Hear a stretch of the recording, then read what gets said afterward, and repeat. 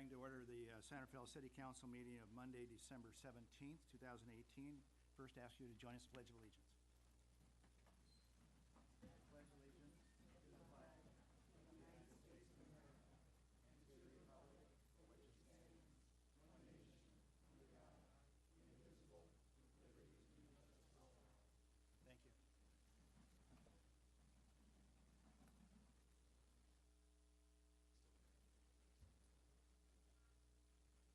First, we met in closed session. I'll ask the Mr. City Attorney if there's any reportable action as a result of the closed session. Thank you. Good evening, Mr. Mayor. No reportable action was taken in closed session this evening. Thank you very much. Next, open time for public expression. This is specifically time for those of you that wish to address us on items that are not on this evening's agenda. No action will be taken on those items, but you're certainly welcome to come to the mic and introduce yourself and express whatever's on your mind that you'd like to convey to us. So now would be the time to do that. We'll start with 4 or 5 cards that I have and then open it up beyond that. And we'll begin with Ginger Bonds. Did I get that right? It's Ginger Plus Bonds, so I'm not sure. In any case, welcome.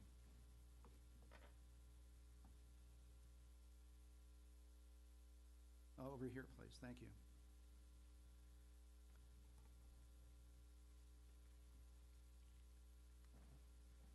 Good evening. My name is Boris Rodriguez. Oh. Mi nombre es Boris Rodríguez. Pastoreo una iglesia cristiana, Victory Christian Center, dirigido al grupo hispano de la iglesia. Vivo en un complejo de apartamentos de 28 familias en el 185 Larkspur Street. Recientemente el edificio cambió de dueño y todos hemos recibido un aumento de $900, por lo cual hemos decidido organizarnos para que juntos luchemos por una vivienda asequible de acuerdo a nuestros ingresos. Hi, my name is Aisha Rodriguez. I'm his daughter, and I'm going to translate. My name is Boris Rodriguez, and I am a pastor of the church Victory Christian Center.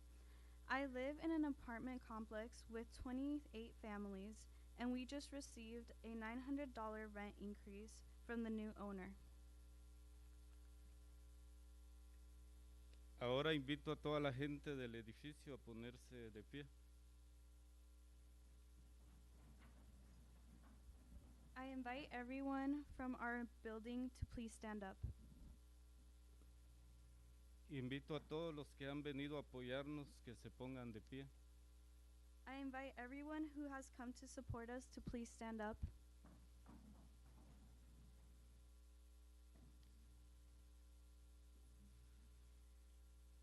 Nos dirigimos al concilio de la ciudad de San Rafael porque hay una emergencia en cuanto a los costos exorbitantes y descontrolados de la renta. Nosotros sabemos que somos el segundo edificio este año que se está enfrentando a esta situación y hay familias que han callado su voz aislándose para no ser parte de un grupo. Es urgente discutir protecciones para los inquilinos porque los arrendatarios están elevando las rentas a precios tan altos que se está haciendo inaccesible el rentar una vivienda por familia. La renta está subiendo, pero los salarios no. El área del canal en la ciudad de San Rafael en su mayoría es habitada por la clase obrera y la mayoría tiene bajos ingresos económicos. En mi caso como pastor he visto las consecuencias que esto está trayendo.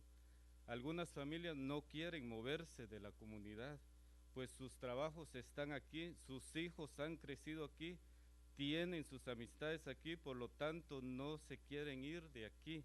Y sus padres optan por vivir varias familias en una vivienda con 3 o 4 personas por cuarto.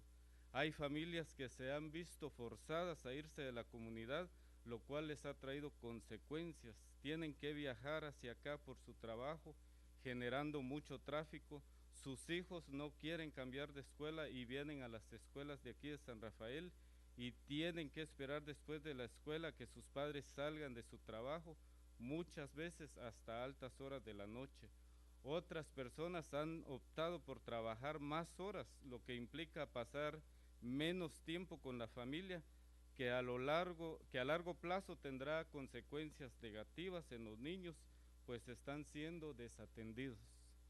And let me just interrupt for 1 second. We're limited to 2 minutes per speaker. Thank you for joining us with the translation, so that would be 4, but you're running very close to that, so if you could expedite, if you could speed it up a little bit. And I sort of butchered the beginning, the notes were not too clear, so I know that you're on cue next. Thank you. We are here because there is an emergency in San Rafael. We are the second group this year who has confronted this situation, and there are countless other families who choose to stay in the shadows instead of speaking up.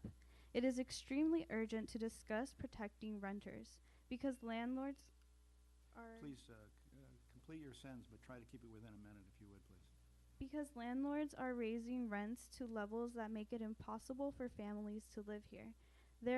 The majority of people living in Canal work hard but for low wages, while rent keeps rising.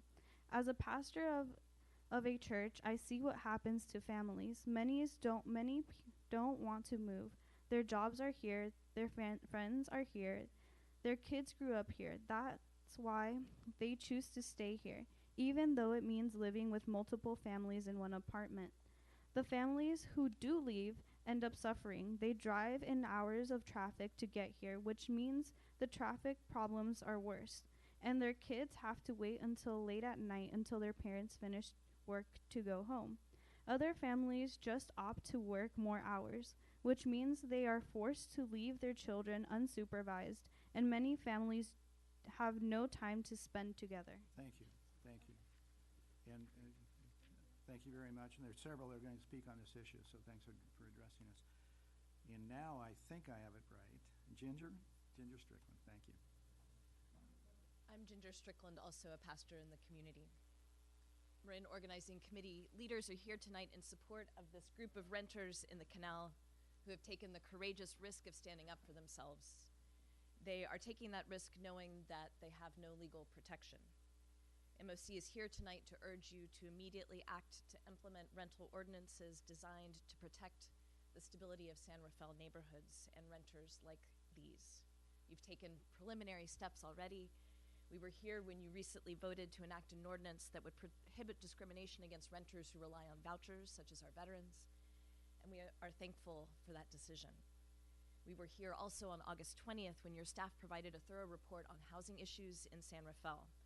The report stated that 48% of San Rafael's 23,000 households are rentals, and while the county is pursuing protections for renters, the city of San Rafael would have to take independent action in order to provide any of those protections. At that time, we were working with Legal Aid of Marin and you, Mayor Phillips, to help a group of more than 40 San Rafael households who had all received a 40% rental increase. Now we have another group in the same situation, and this is an emergency. Even when there isn't a group of 30 families here at City Hall, displacement is creeping quietly through the community, and it is a lethal epidemic. We understand that landlords in the community need a decent return on their investment, and at the same time, we are experiencing significant and concrete damage to the physical, social, and psychological well-being of our neighbors. In San Rafael, we are seeing that this damage is focused in communities that have historically been marginalized, devalued, and exploited. MOC believes that until San Rafael has put ordinances in place like the Rental Dispute Resolution Ordinance enacted by Marin County last January and the Just Cause for Eviction Ordinance pending a vote by the county tomorrow, the damage will continue. And so we urge you to act without delay. Thank you. And thanks for addressing us. Next will be, in the interest of time, I'm going to ask that you refrain from applauding or otherwise expressing your view so we can move through the issues before us this evening. David Levin.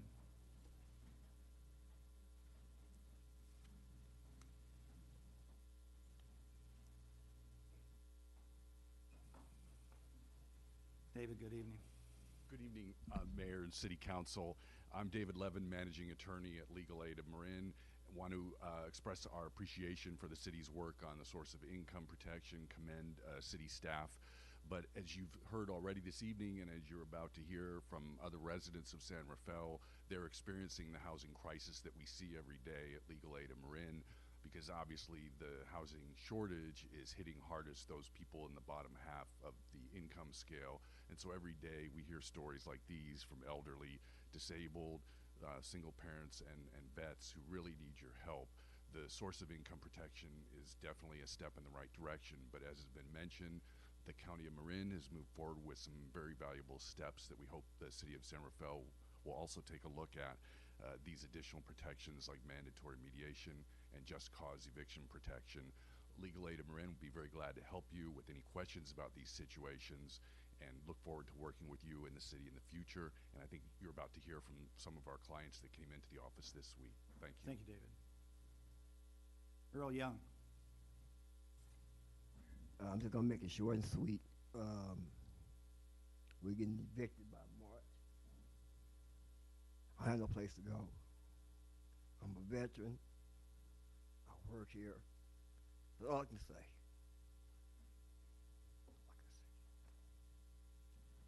Bernard Judes? I'm in a little trouble Judge. reading. What is it? I'm sorry? Judge. Judge. Okay, I've got you. Okay. Bernard, in any case, thank you for joining us. Good evening. My name is Bernard Judge. I've lived in San Rafael for almost 40 years. I'm currently at the Wilkins Hotel. I've been there for 35 years, and I'm being evicted.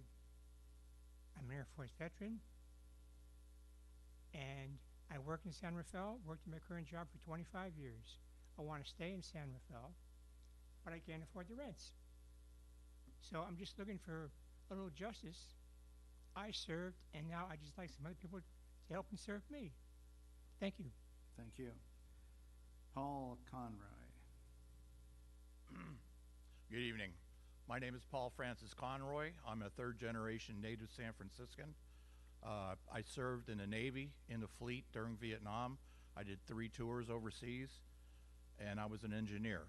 I've been living at the Wilkins for a little over 5 years, and I've been living here in Marin since '79, and I love this city, and I like being near here. I have acquaintances here and people I know and things. I also belong to 3 different groups, fraternal organizations here in Marin County, and I'm very active with them. And I'm in the same boat as them. I'm on a fixed income, and we're just trying, and I'm going through other sources and whatnot, but we just want a fair shake. And having just been thrown summarily out in the street as a veteran, to me, if you'll pardon me the saying, totally un-American. Thank you very much for your time. And thanks for joining us this evening. Anyone else wish to address us on any topics that are not on this evening's agenda? Again, we can't address matters that are not on this evening's agenda, so there'll be no comments. Anyone? In which case, we'll close, come back. We have City Manager's report. Thank you, Mayor and Council. I'm going to be intentionally very brief tonight because we have a very long agenda ahead of you. Couple things regarding the end of the year and the holidays. I just wanted to say it's been an amazing year in San Rafael with all of the accomplishments that we have of projects going on throughout the city. I wanted to thank the City Council. We have an amazing City Council that works extremely well together, and is always working really well and finding ways to work with the community.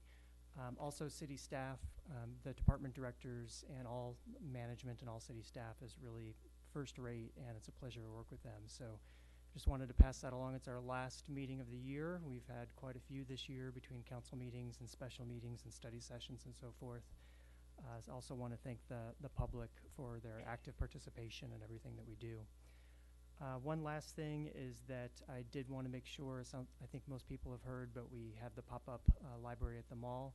It's going very well. We had the ribbon cutting last week, and it's a place that people are really enjoying to stop at when they're at the mall, checking out books or returning books. The hours are Monday through Thursdays from noon to 8, Fridays through Sunday from noon to 5.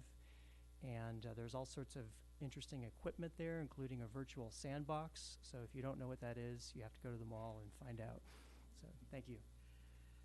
Thank you for your report. And yes, couple of us were at the ribbon cutting, Mary Beth and I, and it was quite interesting. And I hope the community comes out and demonstrates the interest that we expect in the library in that location. And you made reference to staff, and certainly I think we would amplify that if possible, because you've done an excellent job with the staff.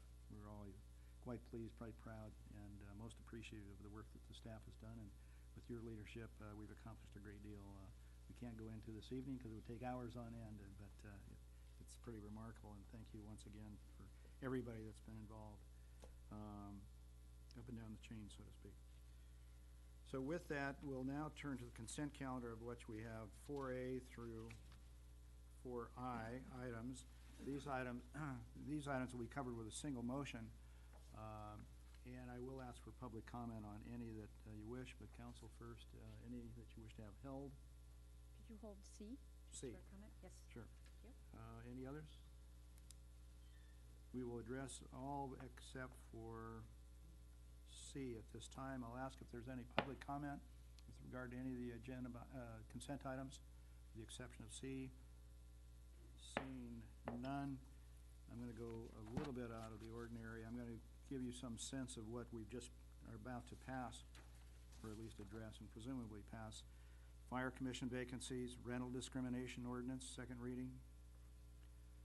Marin County Wildfire Protection Plan, the acceptance of that plan. Measure E Oversight Committee, their annual report. Special Library Tax Oversight Committee. Storm damage repair, Lincoln Avenue Bridge repair. Storm damage repair, Upper Toyon. So there's quite a bit there, even though we're going to cover it with a single motion. And I would entertain such a motion at this time. I'll move the consent agenda less item 4C. And second that motion. Thank you very much. Roll call, please. Councilmember Bushy. Aye. Councilmember Collin. Aye. Vice Mayor Gamblin. Aye. Councilmember McCullough. Aye. Mayor Phillips. Aye, matter carries 5-0. Now turn to 4C, interim financial update, budget amendments to reflect operational activity, mid-year personnel changes. Yes, and Okay. thank you, Mayor, for allowing me to pull that item. It's really not to have a staff report, but to highlight the words of praise you've already given to staff, specifically the digital service and open government reorganization. And I know if you've looked at the staff report, it might read a little dry, but I encourage everyone to look at it, because our staff looked at ways of providing services to our community in a way that's even more efficient and really maximizes the resources we have. So I just wanted to call that out. I'm very proud of the fact that you are evolving as we grow, and I would be happy to entertain a motion. We'll take that in a moment. Any further comments? Seeing none. Anyone from the public wish to address us on this item? Close, come back for a motion. So move 4C. Second? Moved and second. Roll call, please. Councilmember Bushy. Aye. Councilmember Collin. Aye. Vice Mayor Gamblin. Aye. Councilmember McCullough. Aye. Mayor Phillips. Aye, matter, excuse me, aye, matter carries 5-0. We'll now turn to 5A, Third and Heatherton intersection improvements. Good evening, Mayor and Council. Bill Guerin with Public Works. We have talked about this project before. We got an HSIP grant to study and improve Third and Heatherton intersection. We made a informational presentation to you a while back, recommending that we take out the second short turn pocket going left from 3rd Street to Heatherton Street. I want to introduce Rafat Ray, who is my new deputy taking Charmin Solo's place. I asked him to take a look at this project when he came on board with us. He's a traffic engineer, most recently from Walnut Creek, with a lot of experience. He took a look at this and, along with Kimley Horn, has studied it and is going to present a different alternative to you for consideration tonight. This is an informational update, but I want to have him walk through the presentation, show you what our recommendation is, and hopefully get some feedback from you on it. And thanks for joining us. I'll just mention a few weeks ago, several of us were at a homeowners association, or San Pedro Road, where this issue was discussed with some fervor, and I think that you might have been there to enjoy that. So I'm glad, quite frankly, we're revisiting this, because my slant at that point in time changed some, and so I'm glad we're revisiting this matter. So thank you for joining us and helping us through it. Thank you. Table is yours. Thank you, Mayor Phillips, members of the City Council. I just want to express my appreciation and how glad I am to join this team of professionals. I've been here 2 months, and I really feel welcome, and I'm glad I made the move after a long career with the City of Walnut Creek. I was really impressed with the organization, as you mentioned, with Together Walnut Creek, with the digital progress that we're making. And for San Rafael, thank you very much. It takes a while to undo the programming. He'll straighten you out, I can assure you. All right. Well, I'm really glad to be here, and we take traffic. I'm really glad to have the trust of the council and the management of the city. Traffic safety is a very important function, and I'm honored to have with that responsibility in the city. As you know, and Bill mentioned, this is a project that you've seen before, so I'm going to be brief. There are 677,000 combined grant. The city applied for a grant and received a grant from the state. There's some local match in that money. The intersection, while operated by and maintained by the city, it is owned by Caltrans. It is on Caltrans property. So combining that with the federal funding makes doing anything on it difficult, a little difficult. It just takes a lot of time to do that, and I'll discuss that later in the report. As I came in and reviewed the report with the project goals of creating a balanced approach to provide safe and convenient pedestrian crossing, and safe is always before convenience, and also minimize pedestrian auto conflicts at this intersection. And this is a picture from Google Earth. So far, the city have engaged in a lot of activities to try to improve the safety prior to the implementation of the project. Those safety measures included the traffic study presented by Kimberly Horn to the council in July 2018. We've added and changed the crosswalk markings to more prominent ladder striping. We recently installed leading pedestrian intervals. This is the time that gives the pedestrian a chance, a head start into the crosswalk, improves the visibility of the pedestrian. We removed the trees, a lot of the trees that were on the southeast corner that were creating shade in the middle of the day. That corner was dark. That's been removed. And we started the environmental clearance and design activity that was approved on a consent calendar in November 2018 by this council. And the most important, and as I mentioned, we take this very seriously, we revisited the traffic study recommendations. The study was elaborate. It included all of the traffic counts, all of the necessary elements. In my professional opinion, it was a solid study. The thing is that caused us to take another look at the recommendation is exactly what's shown in this picture. You have the people arriving, the drivers arriving at this intersection are stressed because of much congestion before they get to this point. And then they get to this point where they see all of these lights, all of these signs, all of these activities all at once. And the option that we originally presented and discussed would add warning lights to that corner, to that south east corner. And in our view and the recommendation, adding another sign is not going to take care of the safety issue. Also, the project was set to improve safety and reduce congestion. Even though, as was presented to you, and I concur with that presentation, that the second left turn does not present a lot of capacity, but it does help. So combining that aggression of the driver when they get to that point, and when we looked at the pedestrian volume on the south leg, there's about 40 pedestrians per hour during the peak hour. There are about 40 cycles in an hour running at 90-second cycle, so there's about 1 to 2 pedestrians at that corner. It's not a lot of pedestrians, and I think removing the crosswalk is a better choice. There was also a notice of preparation for the transit center relocation. all of the alternatives to the north, except for the one alternative which has the double deck, the two-story, which is expected to be removed. And going back to the original proposal of a pilot in this case would train drivers and pedestrians that there's only one car coming their way. And removing that is an impossibility once we engage in the pilot. So we kind of retracted from the pilot, and I think that there is a better option. These are the design concepts. Warning signs and elimination of second left turn lane was presented in July. The revised recommendation includes crosswalk removal on the south leg and adding a crosswalk on the east leg.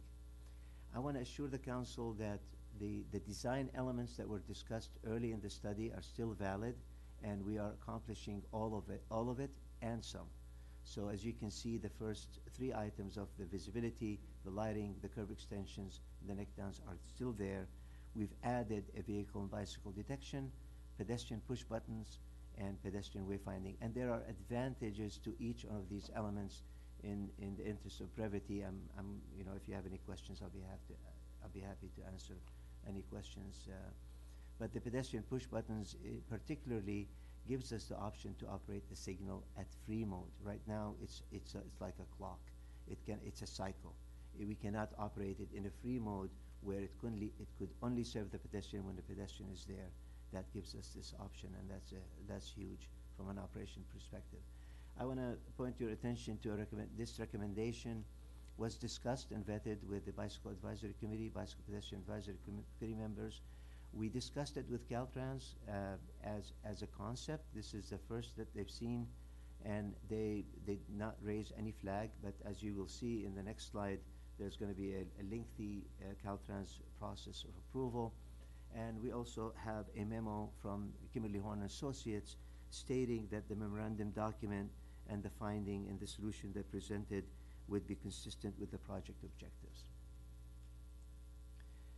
And I'm not going to go through this project. I just want to tell you that in spring 2020, that's when we expect the project. There are many steps that needs to be invoked here, and we're beginning the design. There is an environmental clearance. Caltrans have to give us permit. We need to get right-of-way certification and so on and so forth.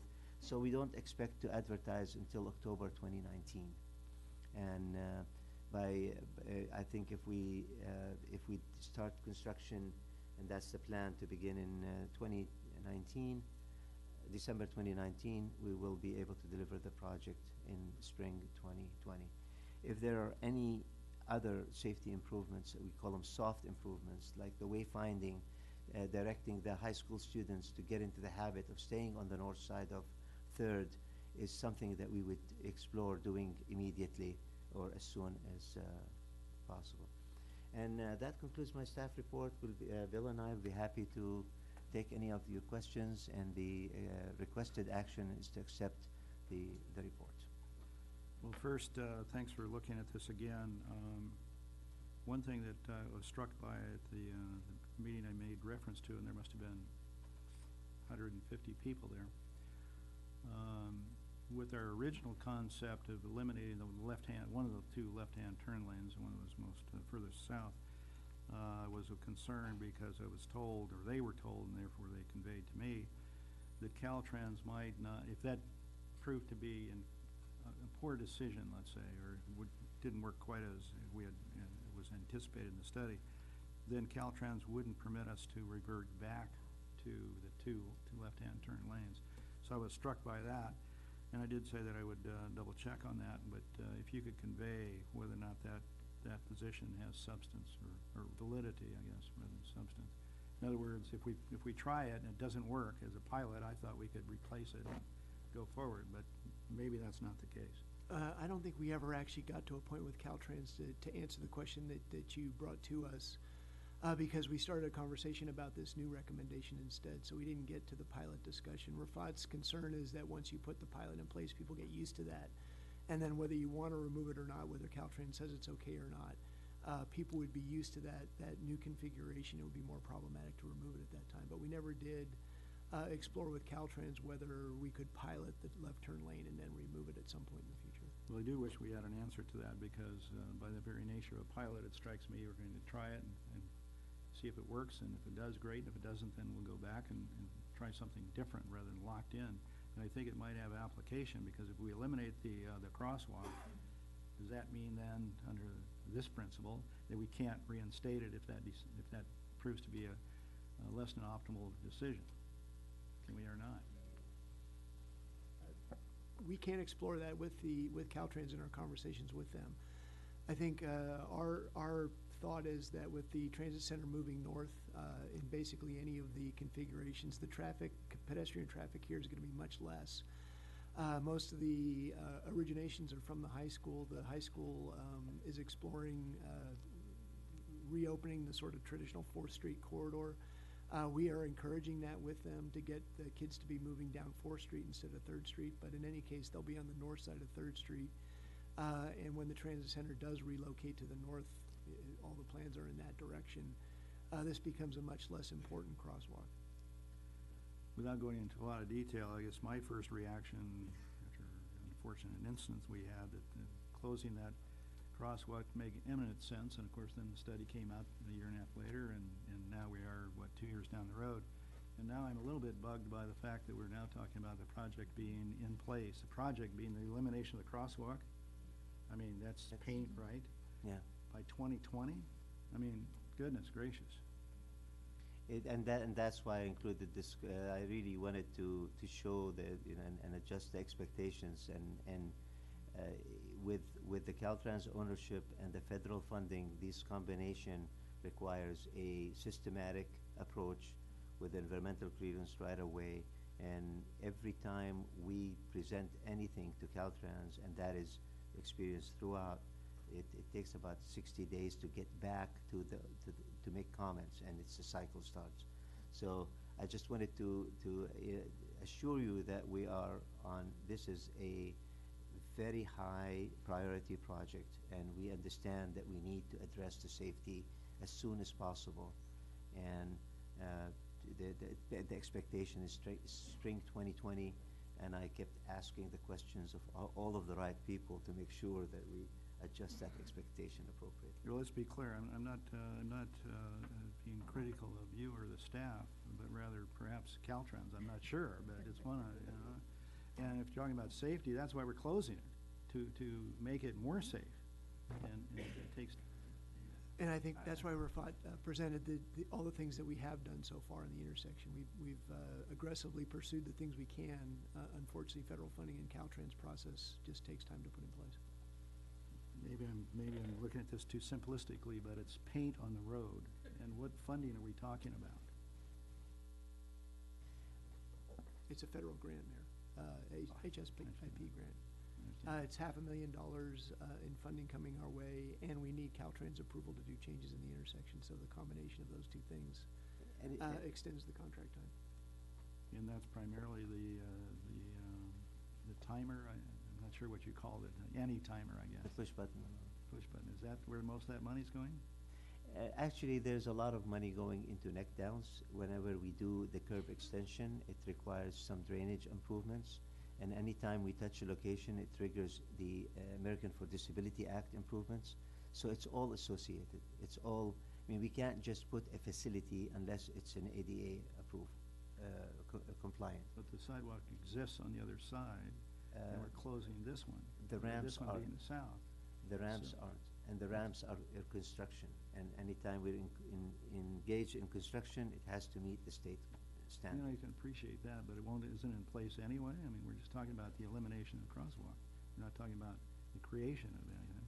And unfortunately, it's not as easy as it sounds. So I just want to be clear, Mayor, we're not just talking about the elimination of the crosswalk. We're talking about all the curb and gutter work, sidewalk dimensions changing, bulb outs at the intersections.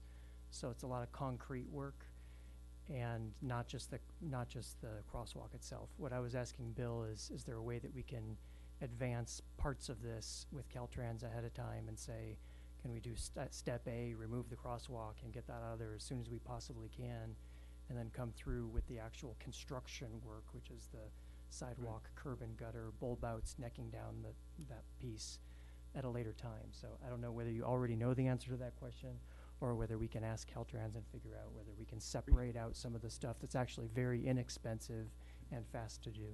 Well, I appreciate the question because it's really the safety concerns we have, and those others seem secondary to me, so I appreciate the question. I've taken quite a bit of time. I don't want to open to the other council members unless you have a comment with regard Well, to. I honestly appreciate the pushback from the council, because I can use that when I present things to Caltrans and say, we have a very serious concern, and the community wants these improvements now.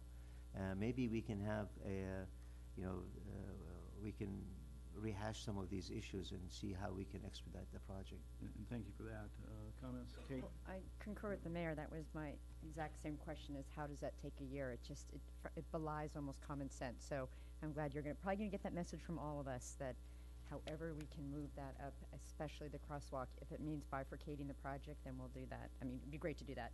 Very quick question on the free mode, the push button. Yes. So will that only be operated by a pedestrian, meaning that it won't be a signalized, automatic, so it will only get the extra time, as it were, in the walk signal when someone's standing there? We have the option to go to either operational mode. With the pedestrian push button, we can basically put that push button on recall. So the pedestrian doesn't have to push it during certain times of the day. Okay. But at night or after hours, we can leave it up to the vehicular demand to control the cycle at the intersection. Okay, thank you. Mary Beth.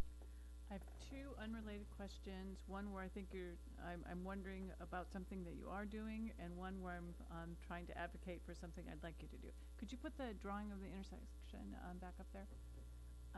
The eastbound crosswalk that you're adding, Yes. why do you think that's necessary? Because we don't want to landlock a corner.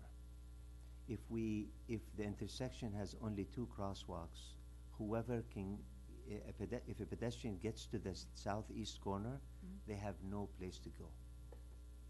They would have no place to go if we don't replace the removed crosswalk with the new crosswalk. Right, but what's at that corner is a parking lot for the building that's further east.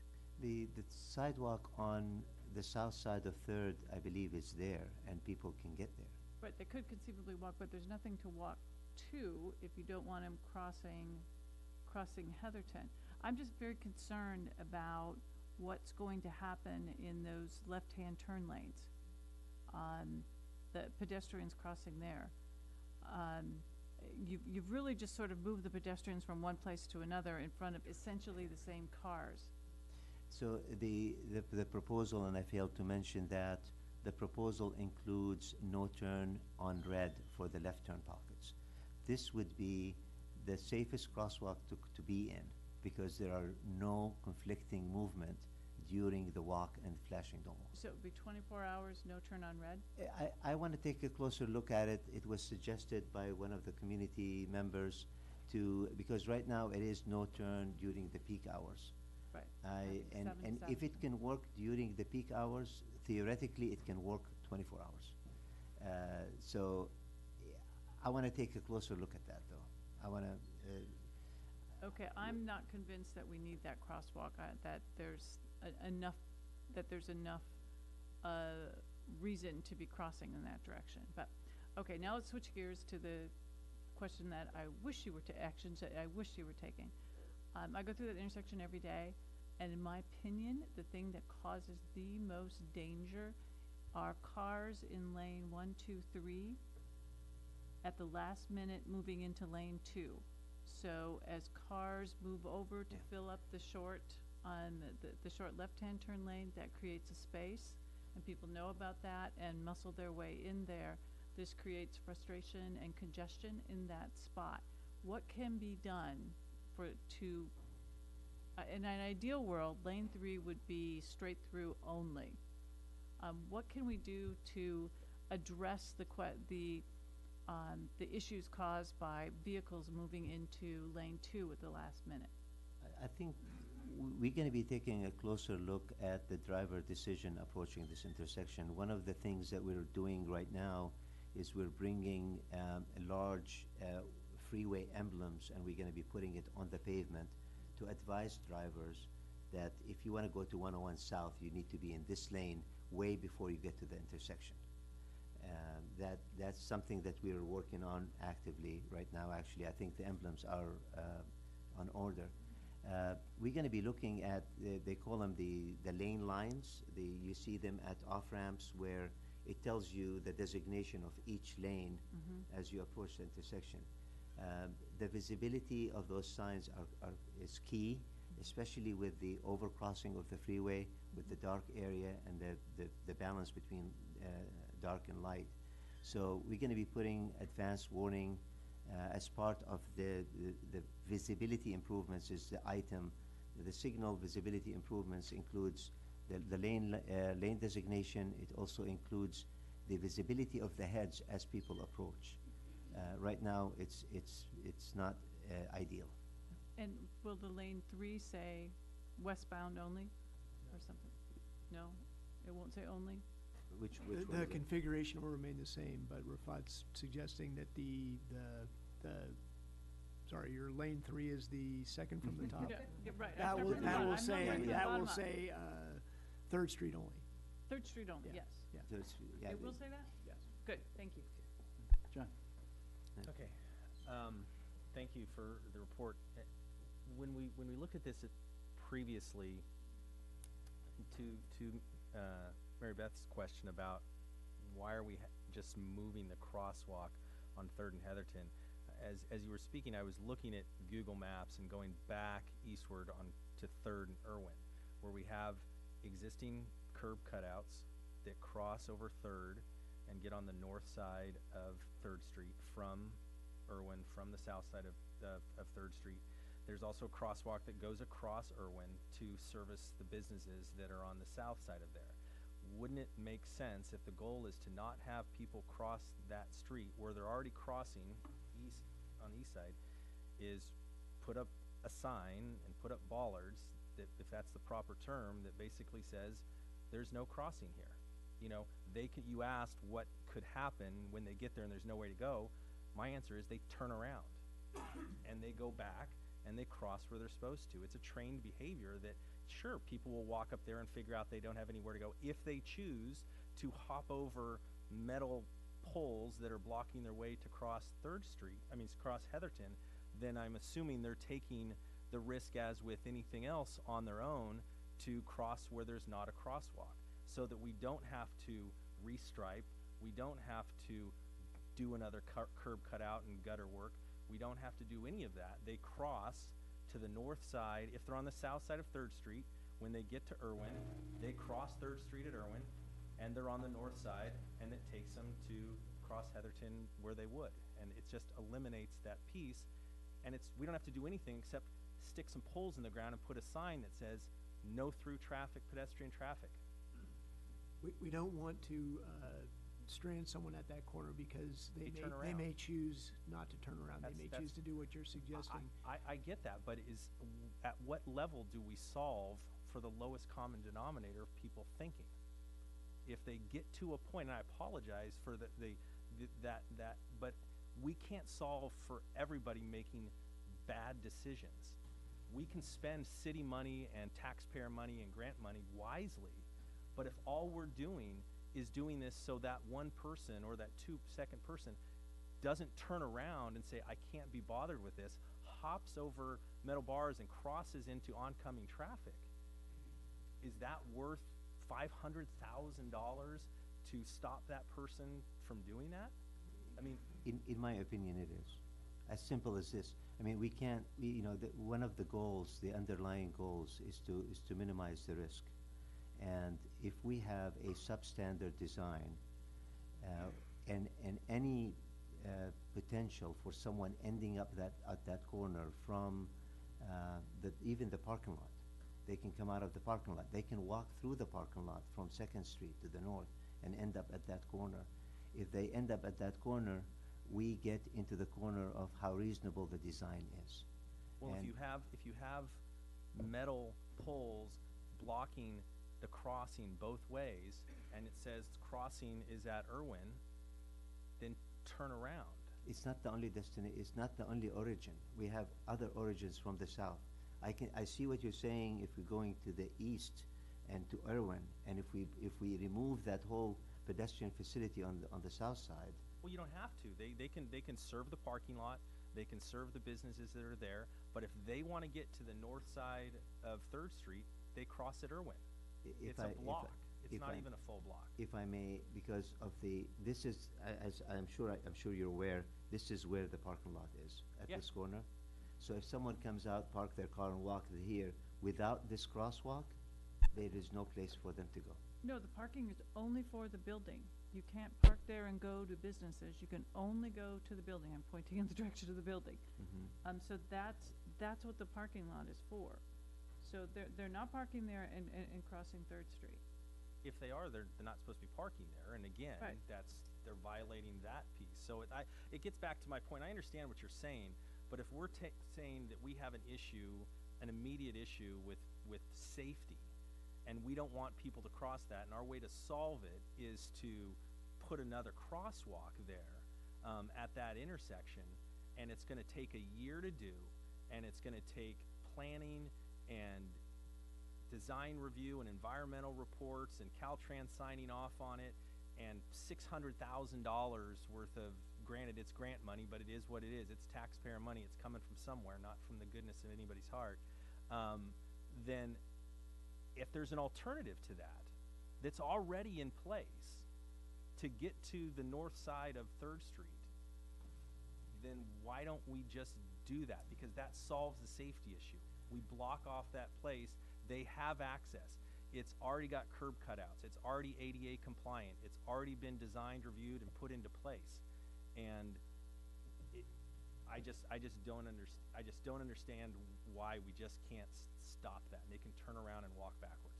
This crosswalk is a component of the total solution that's being put in place with the grant money, but it's not the only component that's being put in place. So your comment that we're spending, $600,000 for the crosswalk that's a portion of the cost of the project, not the entire cost. It is a much safer solution. It's a much it does, if someone does wander down that way, they have an alternative path to get to. It doesn't cost anything in terms of time, and it's a very safe crossing, and we think it's important to have it. And I hear you, Bill, but when I wander down a street and I come to a fence and I can't get through it, I turn around and go back and find another way.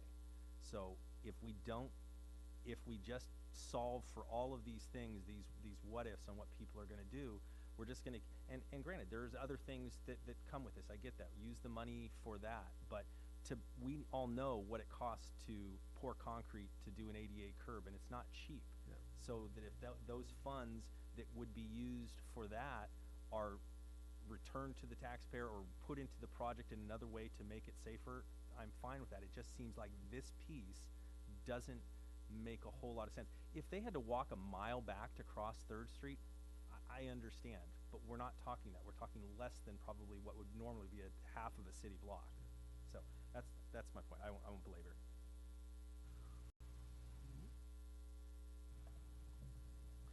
I'm interested in your thoughts and trying to wrestle with how do we either address those thoughts if in fact they have merit, and I can't sort that out.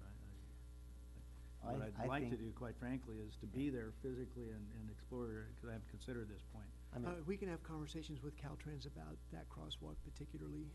They will have something to say about whether that's an improvement that needs to be put in place in order to make the other crosswalk be removed. So we can have those conversations. You've obviously heard that Rafat, in his professional opinion, thinks this is an important crosswalk to have in place. We can have those conversations with the Caltrans engineers and get their thoughts on that as well. So if we, I'm not saying we are going to, but certainly one possibility is we accept the report. Does that still keep that option open or not? I think with the request of the council to further investigate this option raised by Councilman Gamblin, we can ask Caltrans and get back to the council. I think that we will still have a landlock issue that we probably need to discuss as from a risk management point of view.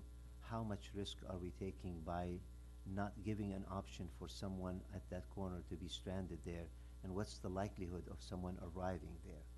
So, I mean, if that is a design direction, we can either come back with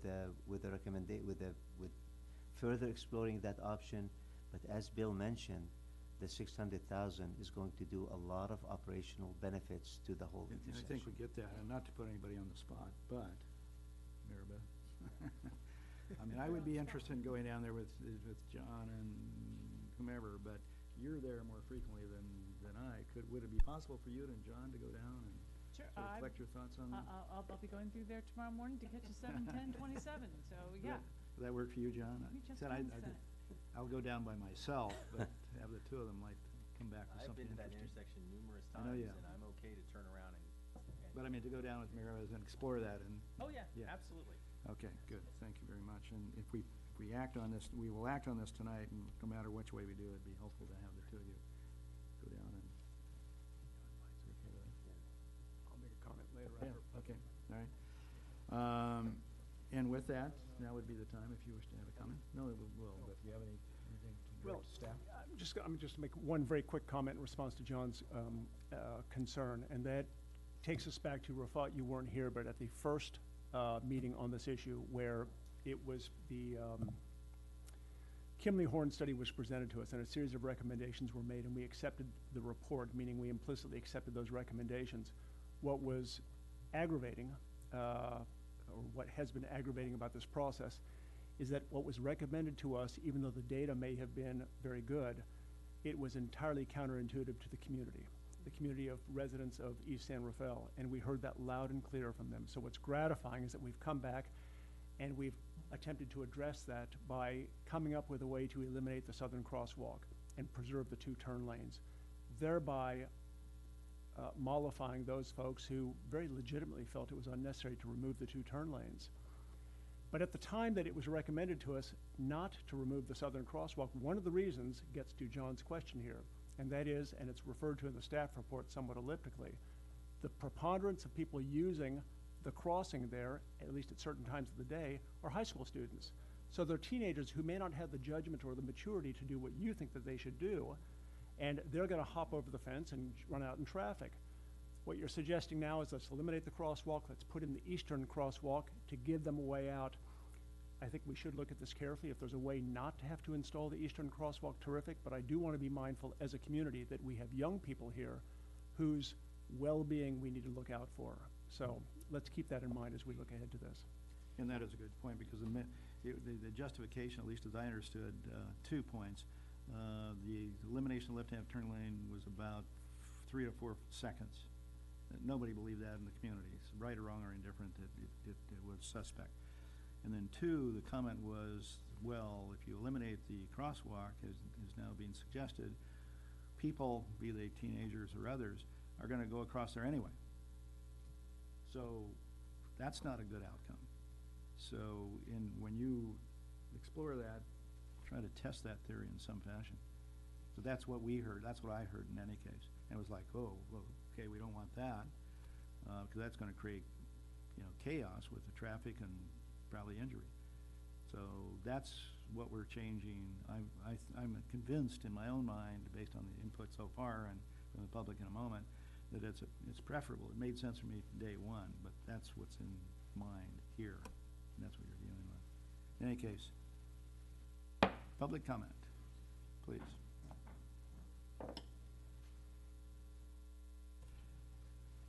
Good evening. Good evening, Mayor and council members. My name is Kevin Haggerty, and I'm chairperson of the Point San Pedro Road Coalition's Roadway Committee. It's the group that the mayor had spoken about. We are very supportive of Public Works staff recommendation regarding this issue. We are also most appreciative of the city's willingness to reevaluate its earlier recommendation. The coalition believes that the current recommended solution greatly enhances the safety of pedestrians who use that intersection, and at the same time addresses concerns by many of the Point San Pedro Road Peninsula residents that further delay, that the old solution would cause further delays in driving through that intersection. So we would recommend that the council accept staff's recommendation. And thanks, Kevin. Thank you. It was loud and clear, I must say.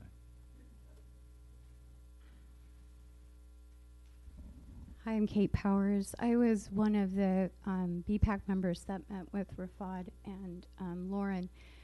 I think that, but I'm not representing the Bicycle Pedestrian Advisory Committee because we don't have a quorum yet. I think that we want to emphasize, we want to improve the walkability of that area downtown, especially because the transit center is being relocated down there. So to the extent that this solution improves the safety, I think is key. And when we updated the master plan, safety in our matrix of weighting all the projects that were evaluated was the #1 priority. And to the extent that I have been down there, I don't walk down there very often, but 2 times when I've been down there in the last year, 2 people tried to cross the street across that sidewalk. If I could just have a couple more seconds. Going from the east to the west, that didn't have all their marbles there. And so to the extent that you're going to try to get somebody to turn around and get all the way back after they're used to crossing there, I think it's a lot easier to change behavior to cross going north and across that way. When Rafad presented this project, he also presented that there would be bulb outs on the west side of the crossing on the west side, on that side, so that there would be a shorter passage for people to cross there. I would recommend that you don't try to rush ahead with this project. There is also the tendency for people to turn right coming south on Heatherton, and because it's a one-way, not really, they're looking to see if there's cars coming, and they're not looking at the pedestrians.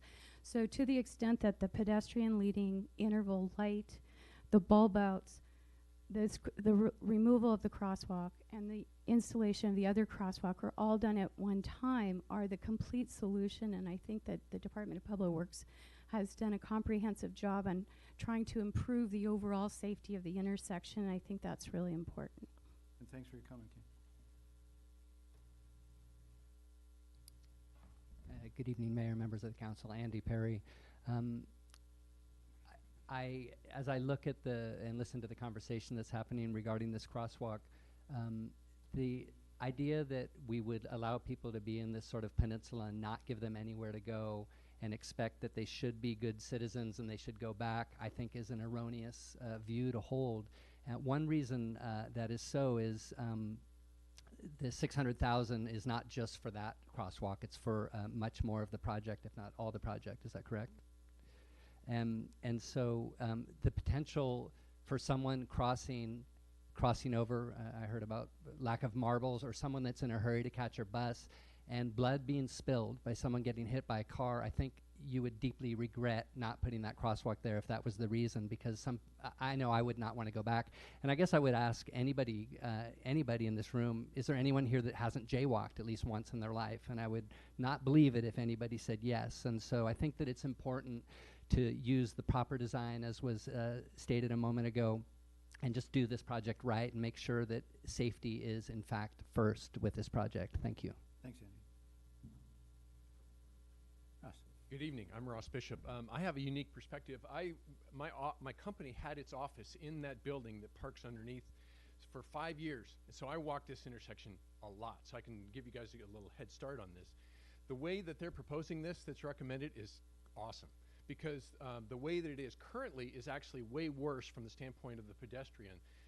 If you want to go from lower right to upper left, and the great thing about crossing on the right-hand side of that diagram is that if you're on either the top or the bottom corner there, when the light turns green for the southbound traffic, you're in one of those two and you want to go north, the southbound traffic blocks all the cars that would be coming off of 3rd onto Heatherton. So they're not going to turn anyway, and that's right when you start your path to cross. So it's the safest time to make that path either south to north or north to south. The same thing happens going the other direction. If I want to go from right to left and the light turns green for 3rd Street, that's the safest time. Nobody's going to turn. Nobody's going to do anything. Whereas if you're on the south side of that thing, right when that light turns green and you want to turn, that's when all those left turn lanes are coming in. So this is I always crossed the recommended way. I always broke that law every time I went there because it was just safer. And so my question is, looking at this, is why wouldn't we put crosswalks in all 4 intersections? Because I respect the notion of people trying to cross on the south side to get across and stuff. And it's like, anyway, but I like this, and if I was going to pick, that's what I would pick. Thank you. And thanks so much.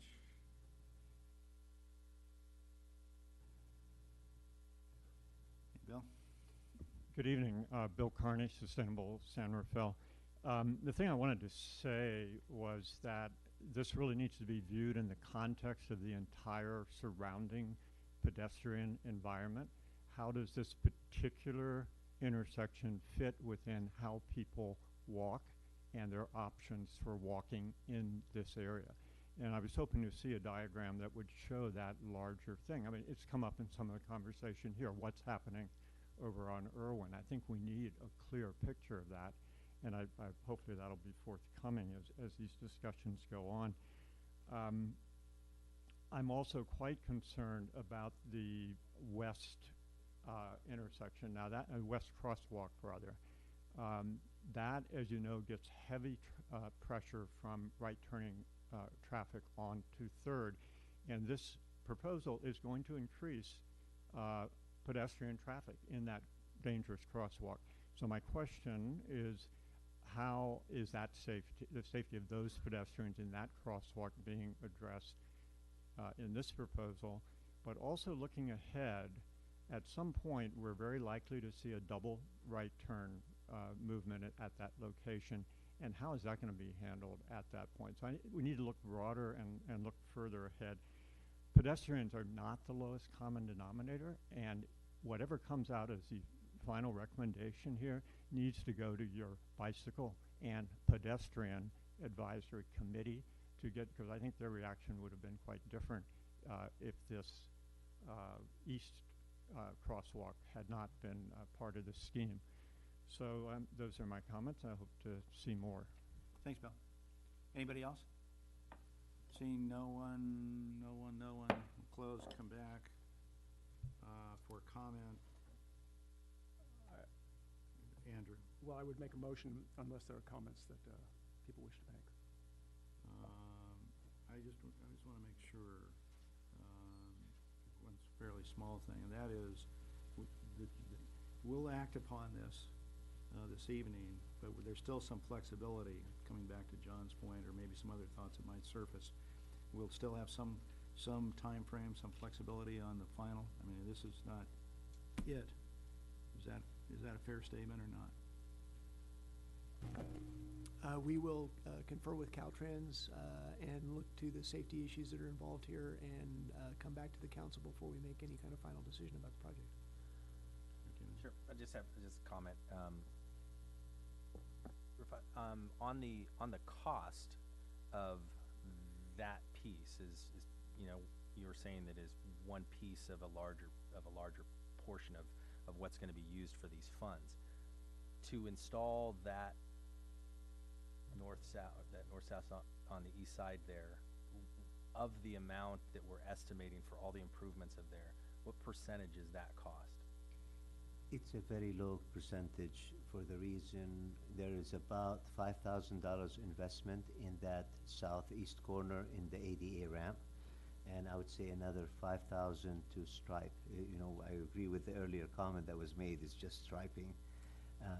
So for that particular element of the design, I would say it's about $10,000. Okay, the reason I bring that up is because we've been dealing with curb ramps long before you got here, and Yes. the cost that we've been paying for curb ramps has been a lot more than $5,000. So that number is great if that's actually the number for that piece. I'm not sure that it is, but Even if we inflate it by another 100%, I mean, I don't know what the history of the ramps in San Rafael. My experience says 5. It could be 7. I mean, you're talking about still $2,000 out of $700,000 project. No, I understand. So, Mayor, to the point of approving this, it sounds like, and a poll here, that I'm the only one that probably would like to see something different, and if that's the case and everybody else is okay with this as it's submitted, then I wouldn't have staff go back and ask Caltrans about I don't need to waste their time doing that if everybody else is in agreement that this is the direction that they want to go with that. I don't need staff to go back to ask Caltrans, spend time, find that out, only to come back and say, yes, they can do it, but we're going to stick with this original plan. I don't need to waste anybody's time on that. I mean, if it's going to be a 4-1, I'm fine with what. And thanks for offering that. Other comments, questions? Then John, why don't you make the motion if you would, please? Well, someone can make the motion because my vote is going to be opposite of that. I get so it.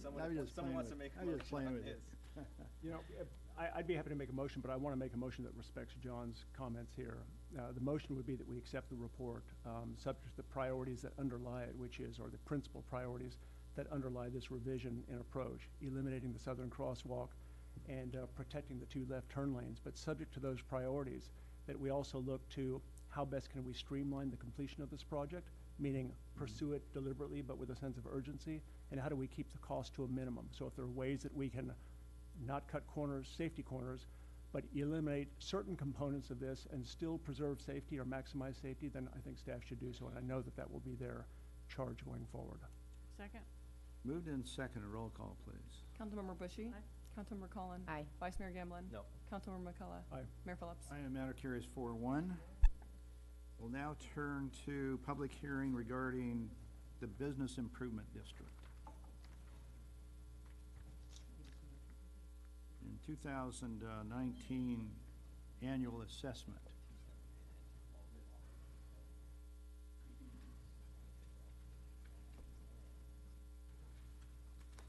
Good evening. Good evening. Good evening, Mayor Phillips, members of the City Council. I'm Simon Vong, Economic Development Coordinator with the Economic Development Department. The item before you tonight is the annual assessment for the Downtown San Rafael Business District for 2019.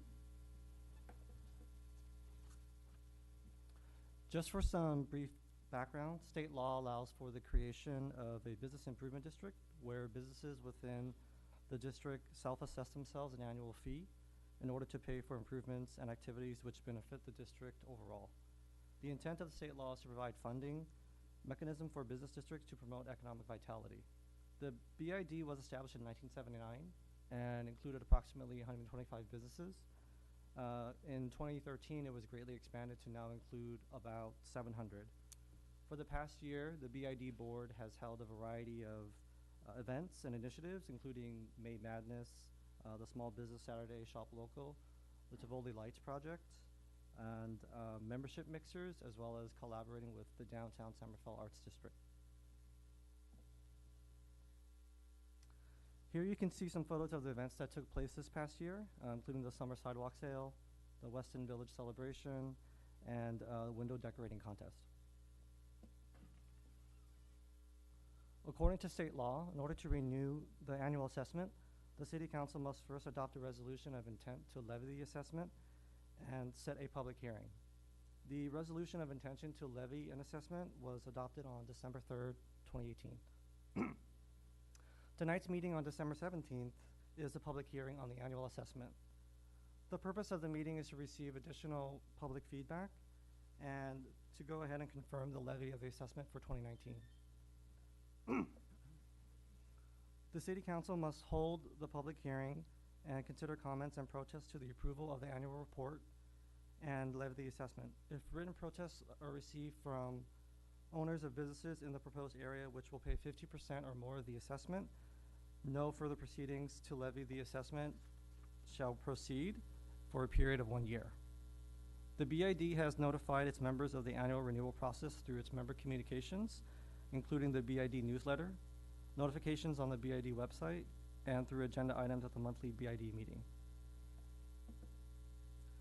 For 2019, the BID plans to focus on marketing and communication with their membership and the public via website updates, email blasts, and social media posts, which will host event information and include various BID initiatives.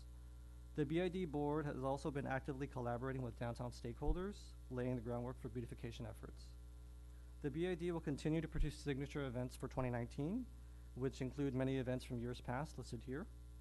The BID is also exploring the possibility of adding an event, the Brew Crawl wine tasting event, to showcase our new and established businesses. Adoption of the resolution has no direct fiscal impact on the city other than ongoing staff time related to assessment, billing, and processing. Provided the BID activities enhance the business climate and commercial activity within the district, this will generate increased sales tax revenue for the city. Staff recommends that after holding the public hearing and accepting all comments, that if no majority protest has been received, City Council adopt the attached resolution approving the BID 2018 annual report and levy the assessment for 2019. This concludes staff's report. If there are any questions, we'd be happy to answer them.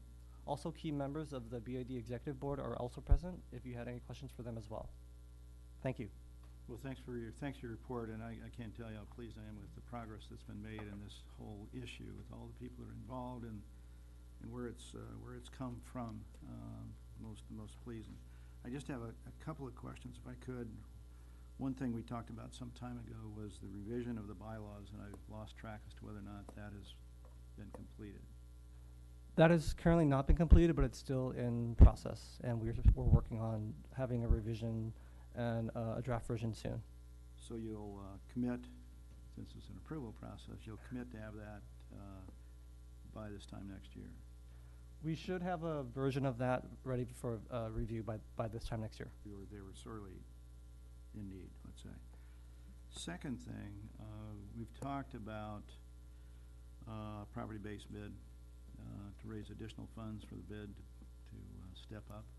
You're doing a lot of things already, and hats off for all that has been done, but you are, I'll say you, collectively you, are limited, I know, by the funding, and I think with the property-based bid at least to be considered, and I'd like to have that brought back this time, if not sooner, but certainly by this time next year, as to whether or not that is something that the board, the board has concluded, whether or not that's a direction to go or otherwise. I just think that the bid would be far more effective if it had more effective funding than it does currently, and this would be one means of doing that. It's commonly done.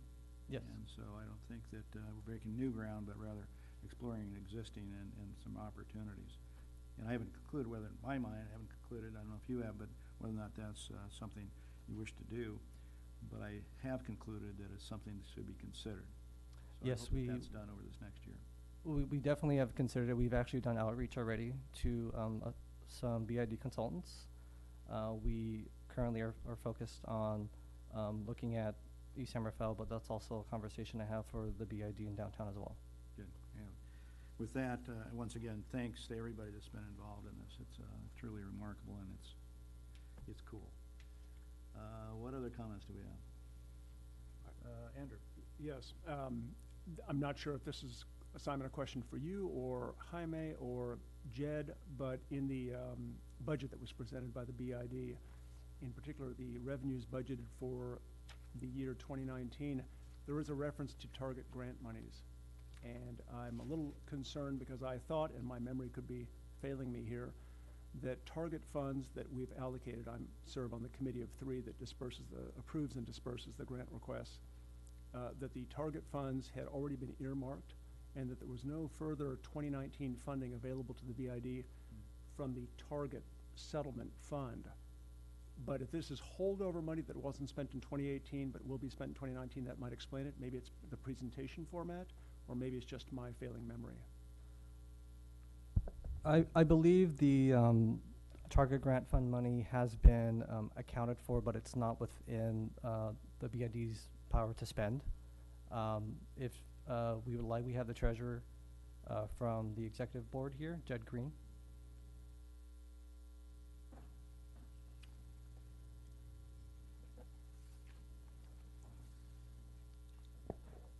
Good evening. Thanks for your help. Hi. Jed Green, treasurer. So my understanding is that money has already been allocated in the budget. This isn't in and out. So you'll see that the revenue comes in and then the spending comes out. those go away, the net is zero. But I think Andrew's question is whether or not there's any coming in. That was a 5-year deal for 50,000. No, there's no more coming in. The idea would be we potentially get that money allocated from the target fund to use for bid expenditures. So here's what I understand to be the situation. We made our final set of allocations in calendar 2018. There is an amount remaining within the target settlement fund as a whole, but it's being reserved at the moment. So it hasn't been allocated to any specific grantees for 2019. I believe that's the case. Am I wrong about that? That's my understanding. Okay, terrific. Then maybe it's just the presentation here, because it does say 2018 programs, target grant, but 2019 budget, $10,000. So perhaps some clarity is needed there. Yeah, my understanding, and I can double check this, but my understanding is the target fund is slightly separate from the bid. And then if the bid wanted to use some of those funds that are already reserved, that they would have to make a request for a specific type of action. And then That would make we could sense. potentially get that money into the bid budget, which then we could spend for a specific action. Well, just for my own clarification, are there still funds coming in from Target? I thought that was. We still have some target funds remaining, but they've not been allocated for 2019 because there are certain concerns that the committee has expressed on how those last bit of funds will be utilized. I thought it was But fully. Jed, your comment is absolutely apropos. It may well be that the bid is the recipient of those final funds. That hasn't been determined yet. Yeah. Okay. Thank you. Thanks for the clarification. Chair. Thank you. Thank you. Any other questions? Questions? Anyone from the public wish to address us on this matter? And back for a motion. Well, I would move that we, let me make sure that I get this correct. I move that we adopt the resolution approving the bid, accept the annual report, and levying an assessment for calendar year 2019. Thank you. Moved and seconded. Roll call, please. Councilmember Bushy. Aye. Councilmember Collin. Aye. Vice Mayor Gamblin. Aye. Councilmember McCullough. Aye. Mayor Phillips. Aye, matter carries with the expectation as cited. We'll now turn to the Marin Sanitation Service Contract Amendment rates for 2019.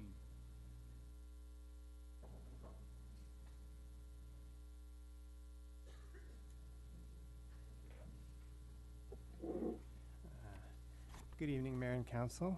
We have 2 items before you, our annual rate review for Marin Sanitary Service, as well as an added component and amendment to our contractor franchise agreement with Marin Sanitary Service. The major piece being a revision to our rate setting methodology, the way that we compute the rates each year and set them for the coming year, with the goal of achieving better rate stability and predictability going forward. So we try to review the franchise agreement every 5 years to see if there are any amendments that need to be made. And this year was prompted by a major downturn in the recycling commodities market, which I know you've read a lot about in the news. Much of this will be similar to what I presented or we presented on the December 3rd council study session, but I'll go over some of the background again for the benefit of others in the room. As background, we're part of a franchises group of entities. It's 5 jurisdictions. It's us, the County of Marin, Los Galinas Valley Sanitary District, Ross, and Larkspur. And we work together as a franchises group to try to achieve the ability to leverage our work together to be able to save costs and make things more efficient. What that does is that makes sure that rates and programs and services for Marin Sanitary for all the customers throughout Marin are very similar, so there's no confusion. It saves costs and staff time as well. And then, as you know, the city is a major account holder. We have the most accounts of any of the folks in the franchises group, so we tend to take the lead on things like this. So why do we set out to change the rate setting methodology?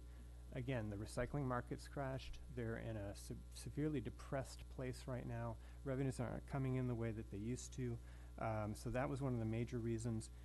We have a recycling revenue fund that was supposed to accommodate some of that, but Marin Sanitary reported at the end of 2016 several $100,000 in losses or deficits in that fund, which triggered a meet and confer process for us to be able to address that and figure out a resolution to that.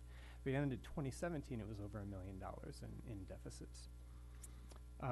Then we needed to decide as well what to do long-term, because the Recycling Revenue Fund was a great mechanism to be able to adjust in this $250,000 range of pluses and minuses. But when we got into $1 million, we needed to start to look at long-term, how are we going to address that going forward, especially since recycling markets are not projected to change much in the near future. So we're looking at a new normal now. So our Recycling Revenue Fund basically had a $250,000 threshold of negative and positive. In good times, we put money in to be able to cover for bad times. And Marin Sanitary Service, like all waste haulers, are seeing the same commodities recycling crash and are seeing major deficits. So we're seeing this all across the industry. And as an example, which was in the staff report, in 2017, mixed paper for Marin Sanitary was fetching about $155 a ton. And in 2018, it was fetching $20 a ton. So those are pretty dramatic swings for us to be able to deal with. So there were also other reasons for us to address some changes in franchise agreements. Some were just cleanup language. We have new composting laws, state composting laws, and things like that. So we wanted to be able to address that. But there were also concerns that we kept coming back with 5 and 6% rate increases. And how were we going to address that? And that wasn't sustainable for the long run. Also, it takes a lot of cost, a lot of staff time, and a lot of cost for consultants to review the rate process every year. And then we had a report that was still confusing and very difficult for people to understand, and it didn't seem like we had a lot of transparency. Finally, there were some true-up provisions and costs that were really, really difficult to explain and understand. And we're going back 2 years with projections forward 2 years. So we're trying to streamline it. Simultaneously, we had our consultant, R3 Consulting Group, do a detailed rate review of all the expenses and revenues that Marin Sanitary Service had. It meant that we delayed the outcomes of this. We started this, back in 2017, but what it also meant was that we got real figures to target or to look at for all the decisions that we were considering for the new rate-setting methodology. So what we set out to do is find the most beneficial yet fair way to handle the recycling losses now, as well as to find a way to limit exposure as much as possible to ratepayers going forward. We wanted to streamline and simplify it to make sure that people could understand it easily. It was easy to explain and communicate so that transparency was improved. And we also wanted to continue the great services, if possible, that Marin Sanitary Service provides. All the great recycling and adherence to environmental goals and all the new state laws as well. So part of that was acknowledging that we have a partnership and a relationship with Marin Sanitary Service that in some ways they're almost like an extension of our city health and sanitation policies and goals. And so we spent a lot of time on this and are bringing forward some proposals for you tonight. So it was a long time, included a lot of hard work and expertise from a lot of people. I just acknowledge first our negotiations team, although all the franchises group entities were involved. Christina Lilovich from our city manager's office and Joe Chin, city manager of the town of Ross, were our leads in the negotiations team. Patty Garbarino, Roger Williams, and a team from Marin Sanitary Service put in a lot of time and effort over a lot of weekends and a lot of nights. And then Garth Schultz and the R3 Consulting Group as well as the rest of the franchises group. And then we had our council subcommittee, council members Bushy and Collin, who oversaw the process. We would meet with them, they asked difficult questions, and made sure to keep us on track as well. So we're pretty confident in what we're bringing for you for a proposal tonight. And at this point, I'll introduce Garth Schultz, the principal for R3 Consulting Group, our quarterback for this process, who gave us a lot of insights, helped walk us through it. He's going to go over the rate review and start off with the proposed rates for 2019, the first item. Then he'll explain how we arrived at our proposed contract amendment and our new way, again, a proposed way of setting rates going forward, addressing the recycling deficits, and how we're going to replace the Recycling Revenue Fund with something going forward. Then we'll open it up for questions in public hearing. Okay. Greetings. Thank you, Mr. Mayor, members of the council, staff, and members of the public. Just a brief on R3. We're a public agency serving consultancy. We only work for public agencies. We work to advance your environmental goals while protecting ratepayer interests. We don't work for the garbage companies. We play well with them. We make sure that we understand their processes and we understand the ratepayers' needs. A little bit of background on what Marin Sanitary provides for you as a city. This is to residents, the commercial businesses, multifamily customers, and also the city itself. It's the services listed here. Essentially, it's the full service of getting recyclables, garbage, and green waste from your curbside containers through a transfer station and ultimately depositing the materials in landfill or composting them or recycling them even better. There's a bunch to that. Ultimately, the rates that you set at maximum rates every year, that you allow the company to charge as their sole compensation for providing those services under the agreement, which is why it's an important subject to monitor and to regulate. I am actually going to start with the cost of recycling. It has been forefront in the news, and the reality here is that the economics of recycling have shifted dramatically since the last time you did a contract update in 2012. You've heard in the news about the Chinese national sword, which has depressed the international markets for recyclables. Ultimately, what this did result in was a significant set of losses to the company, because right now, irrespective of the services they provide, the only service that isn't covered by the rates today is the recyclables processing. Corey had mentioned that was held in a separate funding mechanism. That funding mechanism accrued deficits over the course of the last 6 years. And so ultimately, the recommendation moving forward is to settle that, resolve that debt, that deficit, and move forward with rates that include the net cost of processing recyclables into the rates moving forward. That is a best practice within the industry, and it takes into account both the cost of processing those through places like the company's materials recycling facility, a broad sorting facility, but it also includes the revenues that are still received. They're just diminished from what they have been in the past. So the proposals before you do address moving forward in the 2019 rates. Forgive the second bullet, that 2018 at the beginning of that bullet is a typo.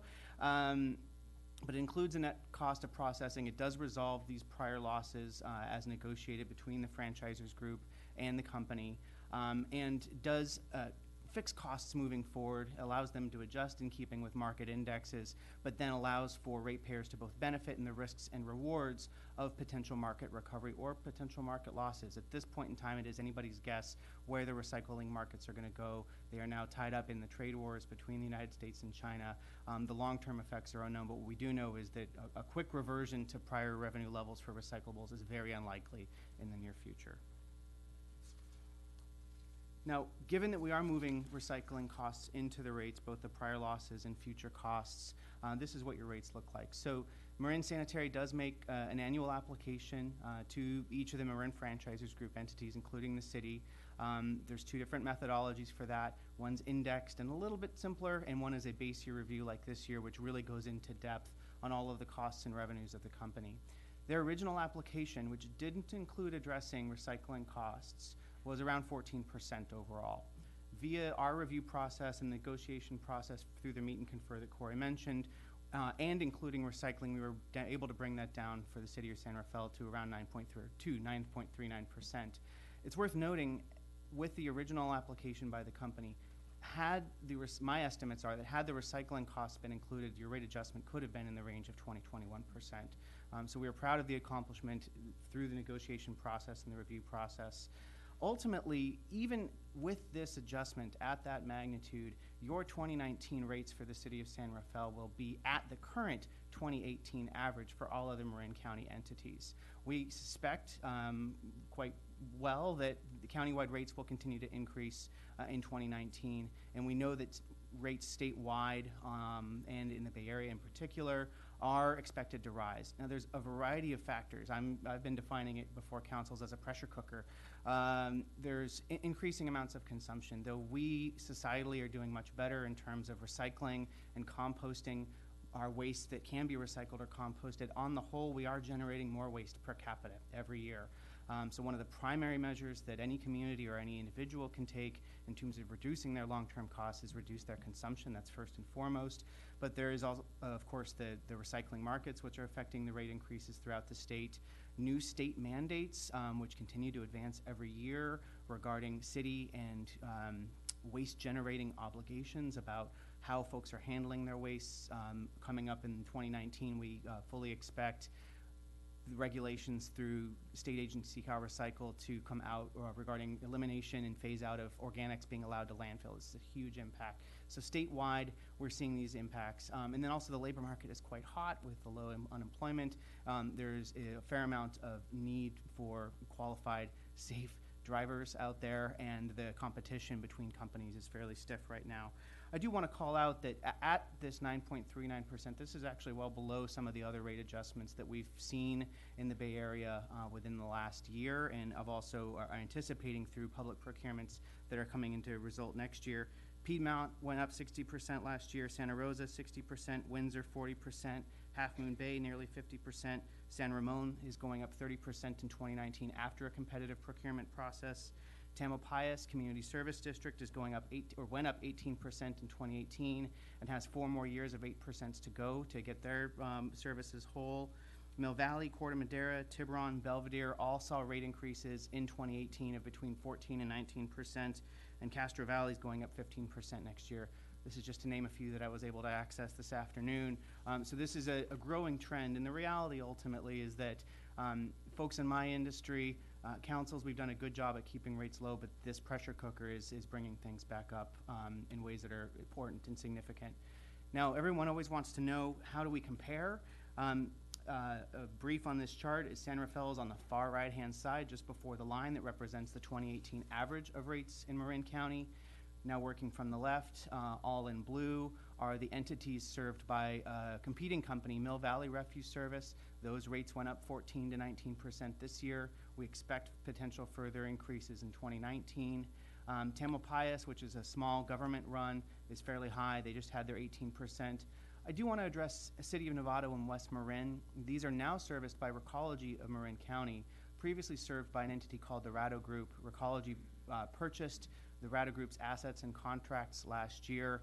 I personally was part of a team that reviewed the financial statements for the branch of the Ratto Group that serviced City of Novato and West Marin, and saw very clear deficits in their financial statements. They were not operating that contract at cost. Ultimately, the revenues they received were well the cost of operations. They were only able to fund those operations by taking revenues from other unassociated business entities not here in Marin County.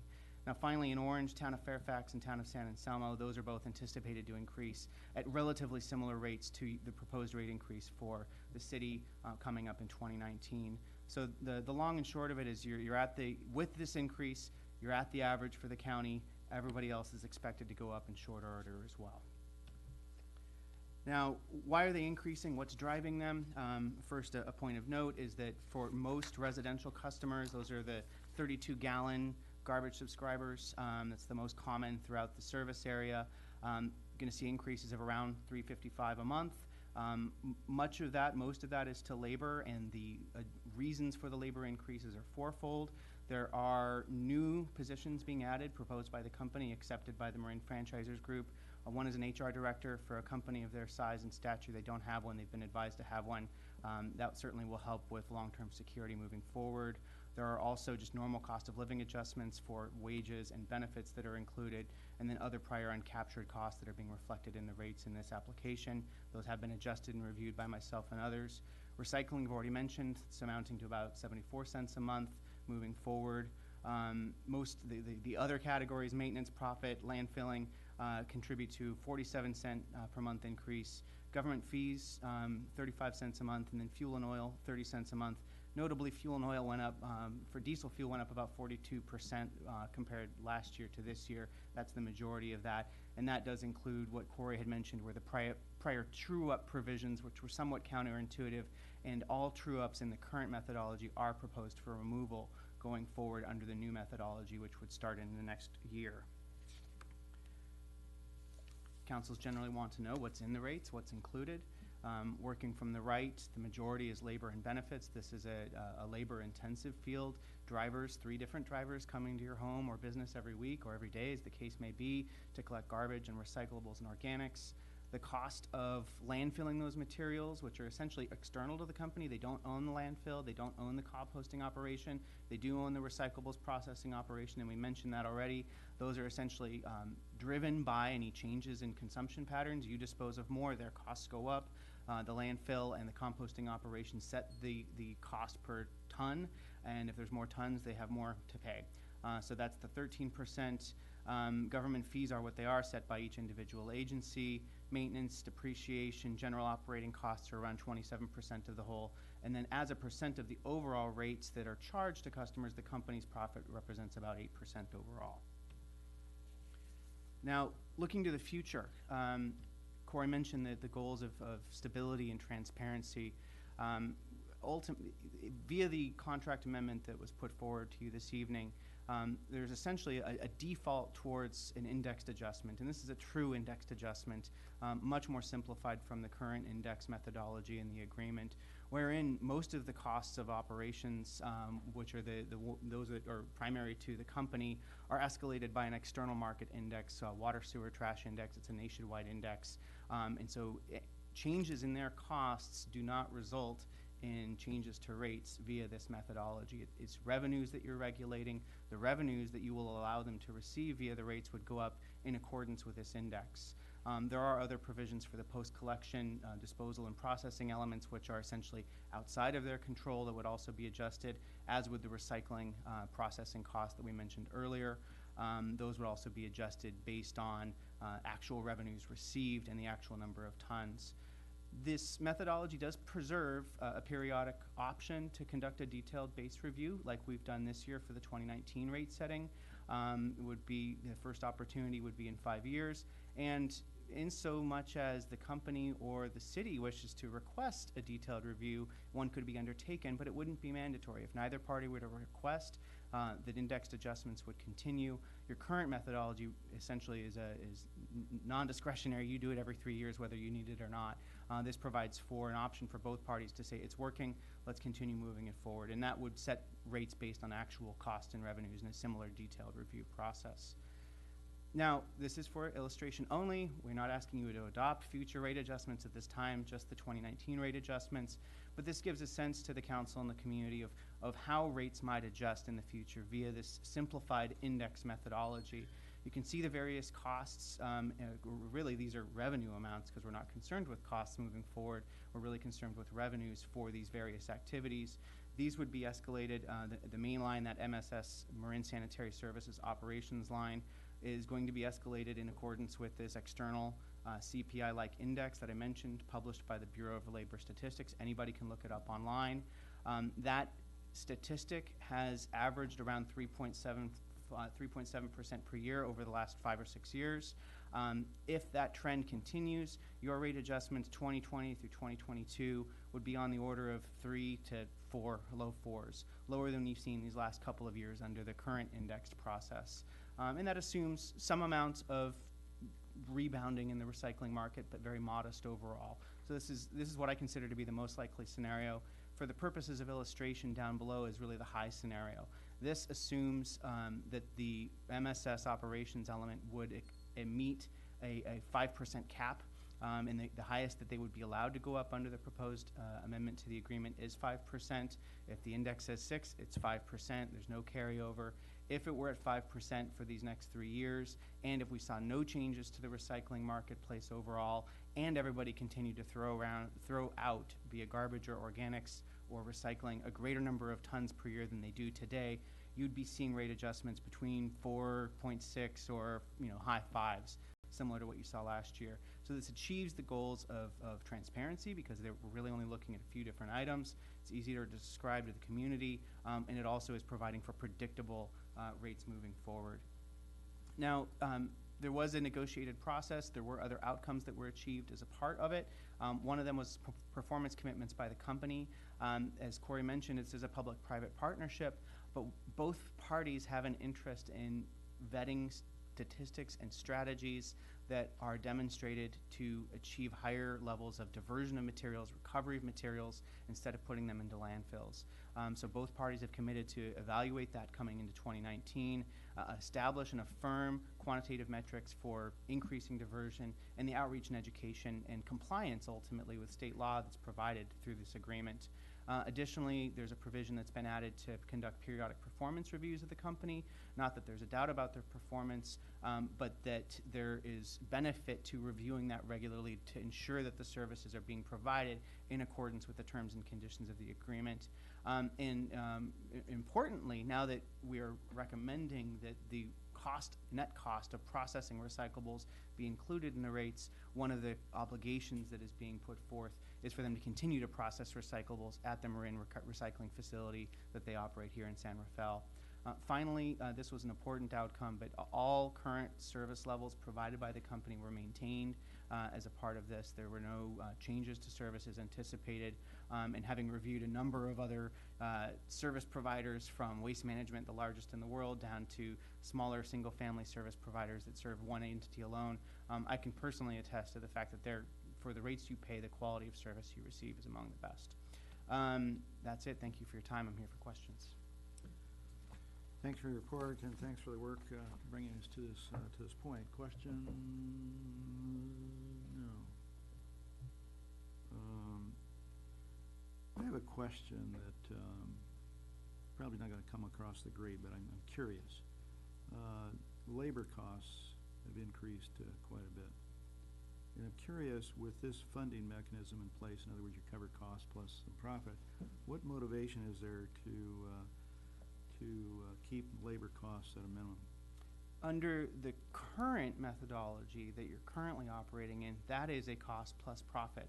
And there is a challenge to the motivation to reduce labor costs via that.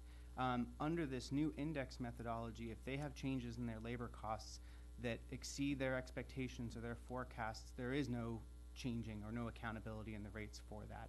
So this is no longer a cost plus profit based contract. This is a revenue regulating contract in those indexed years. So next year, for example, it would be another indexed rate, or it would be the first rate adjustment via this new indexed rate adjustment methodology. If the company's agreement with its bargaining unit were to have a higher rate of increase, that would have no merit on the rates for the coming years. Only in a detailed base review year would you even be looking at the costs of labor. And in all of the intervening years, they have every interest to keep those costs controlled, because any change in their costs, they are not compensated for in the rates. It's just tied to that outside index for their labor component. Interesting. Okay. Second, we know that the recyclable, as you pointed out, is pretty much tanked. We know that China is not playing the same game that they were not so very long ago. So that's modified the operation some. In other words, you don't have to maybe screen it as carefully as you might have otherwise, and you've got to bundle it perhaps differently and transport it differently, et cetera, et cetera. So how much of an impact, a positive impact, is there in change of cost of operations because of the fact we're not shipping it now to China? Now, I understand the revenue is down significantly, but what about the cost element of that? On the operational side, both for Marin Sanitary Service and other material recovery facility operators throughout California and the nation, the cost of operating those facilities, the sorting labor, the equipment, the machines, that's also gone up, primarily for the reason that they are having to be more careful in the screening. They cannot allow contaminants to be present in source separated paper or glass or plastics. If there are contaminants, either you can't market it or you get a lower revenue for it. The other impact has been that, ultimately, in order to achieve that low contamination threshold, they've had to hire more laborers and slow down their processing lines, meaning you have fewer tons of material going over these lines per hour, therefore more hours that you need to operate to get through the material that you collect. Yeah, I'm a little bit, not terribly, but somewhat familiar with the contamination feature. I'm trying to make it less contaminated, if you will. Any other? No. Does the applicant wish to address us? That is, please. Good evening. How are you? Thank you, council members. My name is Patty Garbarino, and I'm proud to say I'm the president of Marin Sanitary Service and Marin Recycling. And I'd like to introduce to you my colleagues this evening, Roger Williams, our CFO, Kim Scheibele, and Jennifer Grenier, who are two of the 13 alumni of our industry's Next Generation program and are responsible for contracts and for commercial recycling, respectively. And Steve Rosa, who is in charge of special projects and our data keeping. And my loyal assistant, Joe Garbarino, is here in the front row. I knew that would get him to smile. That's rare. I'd also like to thank the staff. As Corey had mentioned, many hours went into this. And I see smiles, too, on the part of council members on your behalf as well. But I'd especially like to call out Corey and Christine for sticking with it and getting to the place where we are right now. We believe that this review, producing a new rate methodology, accomplished a great deal, as you've heard. It is streamlined, simplified, and yet still transparent, and it is also more easily explained to the rate-paying public, and I have to thank Garth for that, and all of his professionalism, his fairness, and his wizardry at being able to read right through a variety of disciplines to be able to come to the place where we are right now. To point out a specific item which has sort of been covered a bit, it should be noted that within the rate application, the $40 per ton recycling processing fee is less than by half of what others are paying in the Bay Area, and is a result of our long-standing commitment to dual stream recycling, which sustains markets and markets values benefiting the ratepayer, while other haulers, single stream service providers, have not experienced that same benefit. And if I may, I'll tell a very short story about a different public hearing in a way backward, different jurisdiction, where a competitor got up and forgive me, but described my father as a dinosaur. This was 17 years ago, for staying with what we now call the best system, and that's the dual sort system. So this is a man who's part of the Recycling Hall of Fame nationally and was clairvoyant in his ability to see what would sustain this program into the future, saving resources for generations to come. This year, I'm proud to say, we celebrate our 70th anniversary, providing this community that we live in and we serve with high waste diversion and positive customer service survey results. And thank you again, Garth. I wrote down everything you said at the very end about our services and the quality of them. We're committed to continuing to serve this community and provide those high-quality services well into the future, and I can assure you that we will not be resting on our laurels. Thank you, and I'm happy to answer any questions. The only question I have is, one question I have is 9.39%. If that was on the headlines, how would you explain that to the community? What was that word? Beguiling? What? Bewailed. Imagine 5 o'clock in the morning, waking up and opening the paper and seeing your picture with the headline. What was your question? Because it was so distracting to think about that horrific headline again.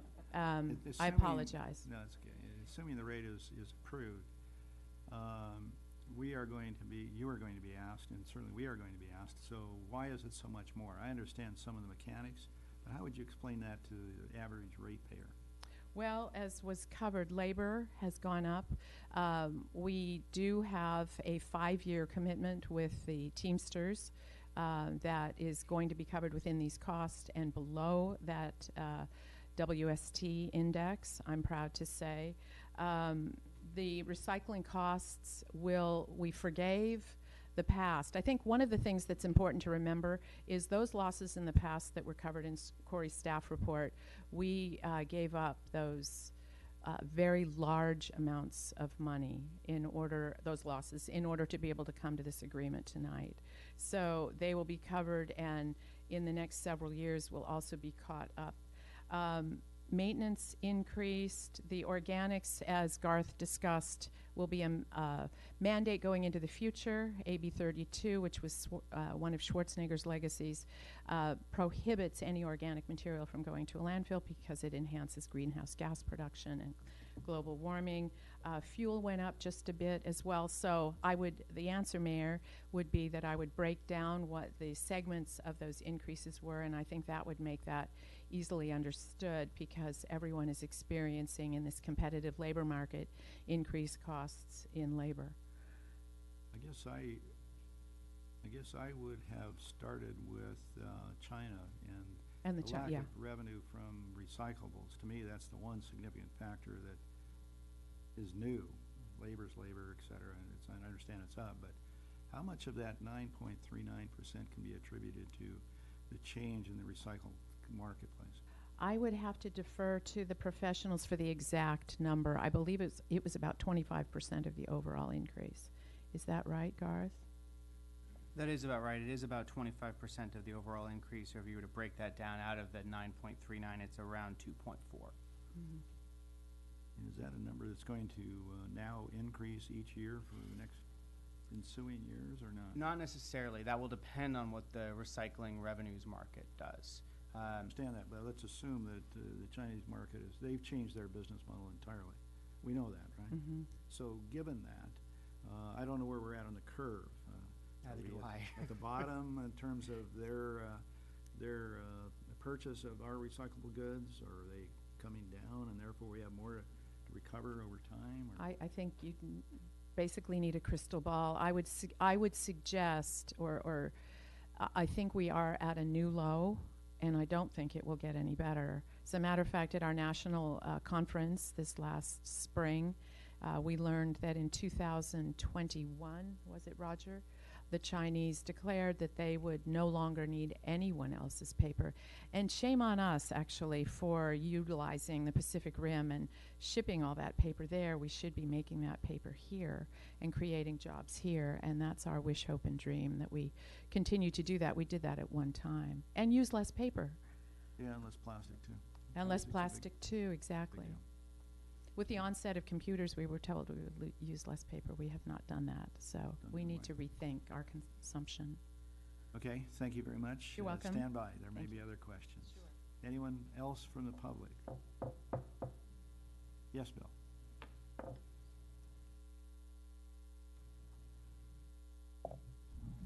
Good evening again. Bill Carney, Sustainable San Rafael. I want to commend the city staff and Marin Sanitary for successfully navigating these severe market fluctuations or descent, and also for continuing incentives or to recommend incentives for increasing recycling and for reducing consumption, and hopefully also for working upstream with the producers, ultimately, the manufacturers of all the packaging and all the stuff that turns into the waste stream that we're dealing with. I especially want to emphasize the importance of sending all organic yard and kitchen waste to the green cart in order to for it to be composted, and therefore to reduce greenhouse gases and ultimately to reduce climate change. That is almost about 4% of our total greenhouse gas footprint as a city, and it's 4% that all of us can easily eliminate. So thank you very much. And thanks, Bill. Evening.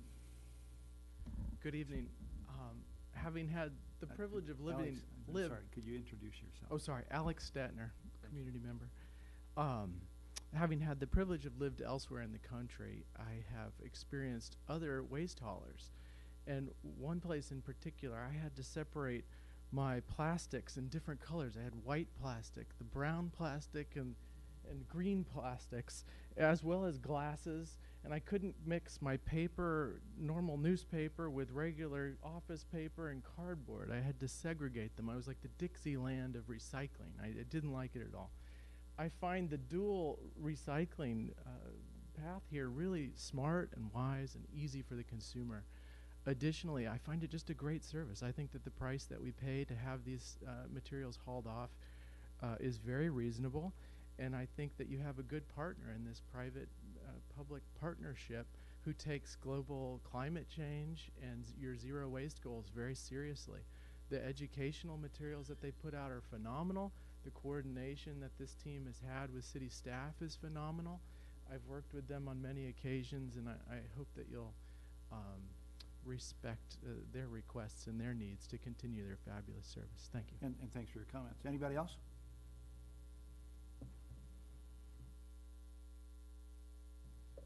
Andy. Good evening again, Andy Perry. What I see is happening here is we're finally getting a glimpse of the true costs of our society with respect to waste. In the past, I was in China this year when this rule came down, the sword as they call it. China is saying no to have trash dumped on them. we call it recyclables, but it's actually a flawed policy and a flawed understanding of what we are doing with our waste in this society. The emphasis, or to the extent that staff can be focused on waste reduction as a primary focus, recycling is not the best thing we could do. It's one of the last resorts. We need to do source reduction. Continuing to assume we can dump on third world countries, and now a lot of the stuff is going to Indonesia instead of China and many parts of the world. And to start taking on these costs. And I don't want to pay more for my garbage bill, but I know that that's the true cost of living in a society where everything is packaged in a way that is not actually responsibly being the consideration of closing the loop is what we need to do. I was speaking to Joe a moment ago in the lobby. We need to close the loops completely on all of these materials, and sending it to another country and dumping it on third world peoples with the impacts to water, to air, to public health is certainly not the closed loop. So anything we can do to start moving in that direction, I commend both staff and this council here. Thank you. Thanks for your comments. Anyone else? Back for conclusion. I'll start off making some comments. So Councilmember Bushy and I were part of the subcommittee, and I want to also extend our thanks to the staff as well as to Marin Sanitary for your willingness to come to the table, of course, and to Garth, part of the staff, and to really have those hard conversations, to smooth the rates, to address the state mandates that are real that we need to address, as well as our own climate change action plan goals. So in the programs that we have, those all address those demands, really for what we do with our recyclables, what we do with our waste. I'm thrilled that this is going to smooth the rate. I'm appreciative of the negotiated, how'd you put it, recycling losses. We've already talked about the market, the mayor's brought that up, and how do we reflect the reality, the changing reality. And I'm proud of the partnership we've had with Marin Sanitary Service, because we are in it together, and we've had those conversations as the market has changed. And how do we continue to address what needs to be done for our ratepayers and for our community, but also recognizing that we do have these recycling goals that we want to achieve. So I just wanted to add that as a background. I was looking through my notes, and I think Councilmember Bush and I had our first meeting on this 2016. This isn't, even though it seems like it's been a year, actually the original conversation started years ago. So it's part of a long process. Thanks for your comments, and thanks for helping us get to this point. So thank you very much for that. Andrew. So that they don't have to continue thanking themselves, I'd like to thank them, which is my colleagues who served on the committee, but also staff and also the folks at Marin Sanitary. I think that for some time, and I've complained about this in the past in public, without necessarily targeting any guilty parties, but we've been on an unsustainable trajectory when it comes to our rates, our refuse rates. And what really is gratifying here, and this kind of gets to the mayor's comment about what's the headline on 9.39%, I think the headline is that we're embarking in our partnership with Marin Sanitary on a new rate methodology that is going to be sensible. It's going to hopefully contain future increases to something more resembling the CPI. We can't continue what we used to do, which was artificially subsidizing the diversion of waste through recycling in China and elsewhere, and that's been better articulated by others this evening. So I'm really gratified that we're moving in the right direction here, and I agree, we've got a terrific partner in Marin Sanitary, and I appreciate the hard work you went through to rationalize your rate increase this upcoming year. 9.39% is a lot, but we're going to see, hopefully, a reduced future rate increases as a result of what we're doing this evening. So thank you. Yeah, thank you very much. I'm hopeful as well, although my optimism is curtailed a bit because I don't know where we're in that cycle. It doesn't feel like it to me, but maybe I'm wrong. Hopefully. A motion would be appropriate. By somebody? Anybody? I move that we adopt the resolutions.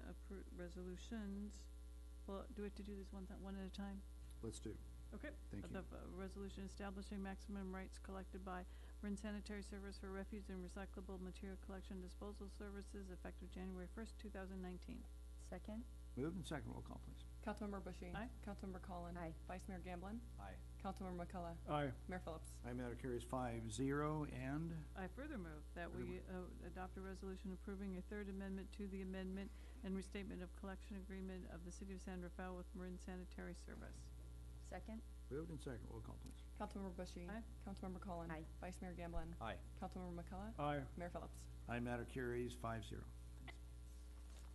We'll now move on to regulations and procedures under C for small wireless facilities. And we have, Be right back. oh, sure, yeah. Oh, John's going. We're going to take a short break, Mr. Mayor. I don't know, do we? I got a. No, you're right. the clock. I know, I've been watching.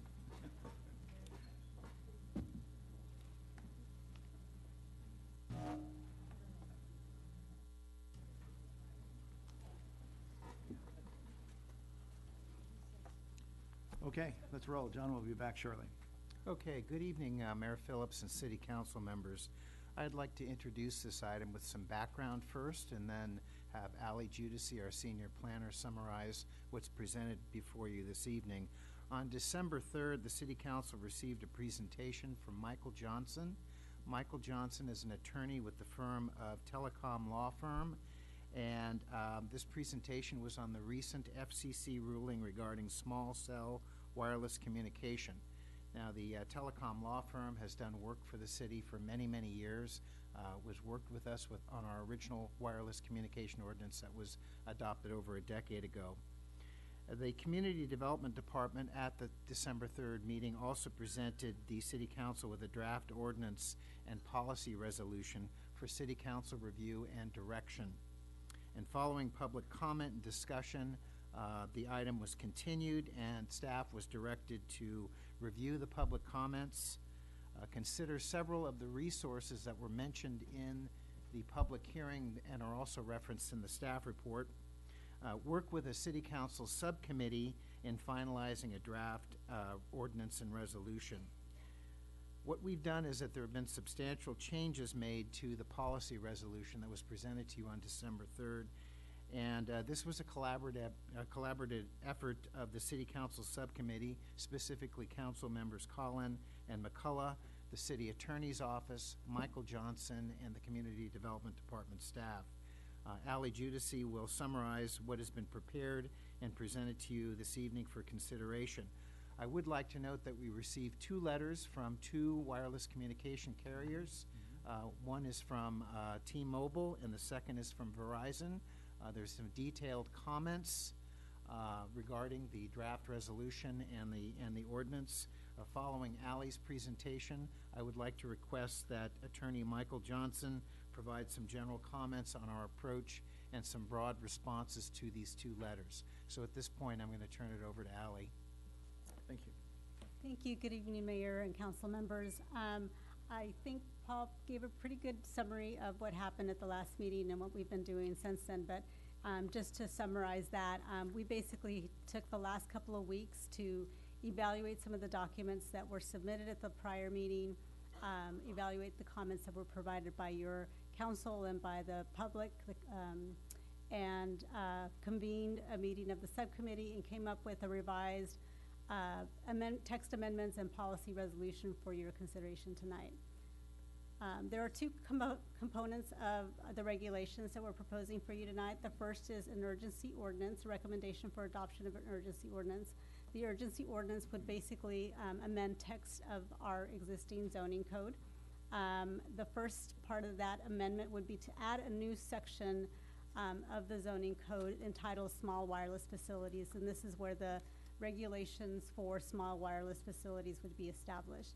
A second component of the urgency ordinance would be to amend existing sections of the code, specifically the definition section, where we would bring forward the small wireless facilities definition to mirror exactly what the FCC regulations have put out.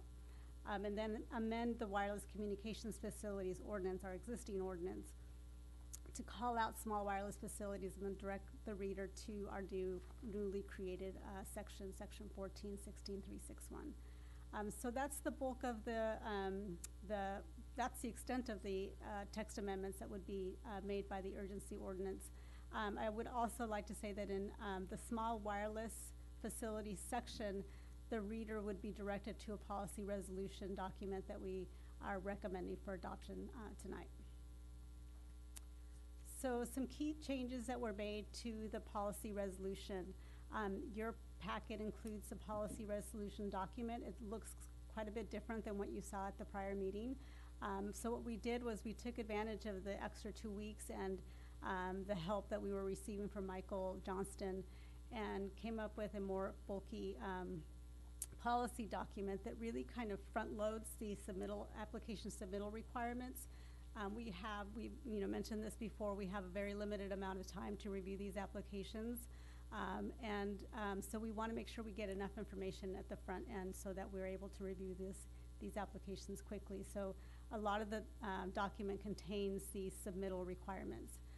We've also changed our proposed change to the separation requirements. Previously, we had recommended a 300-foot separation between facilities. We are now proposing that that separation to be expanded to 500 feet. Previously, we had not recommended a setback from residential districts, but with this iteration, we're proposing a setback of 500 feet from residential districts. So all wireless facilities would have to respect that 500-foot setback. There is an expanded review process for projects that do not comply with the 500-foot setback and the 500-foot separation requirement, in that applicants would have to demonstrate that they are unable to comply with these requirements and provide justification as to why it would be infeasible to comply with our requirements. The design standards that we're proposing are similar from what we had proposed before. We are requiring antennas to be stealth, and by stealthing I mean the antennas would have to be covered in some sort of a shroud, and then cables and wires would also have to be concealed. We're proposing a height limit of 10 feet, and the 10-foot height limit is to address separation requirements that the PUC tends to impose for certain types of utilities, and we feel that 10-foot height limit would accommodate the different separation requirements that the PUC imposes. We are also imposing that associated equipment be installed underground. This was something that we had proposed earlier, but there's also an opportunity to provide, to do other types of stealthing, like installing the equipment directly on the pole with some sort of concealed shroud, or at the base of the pole as well.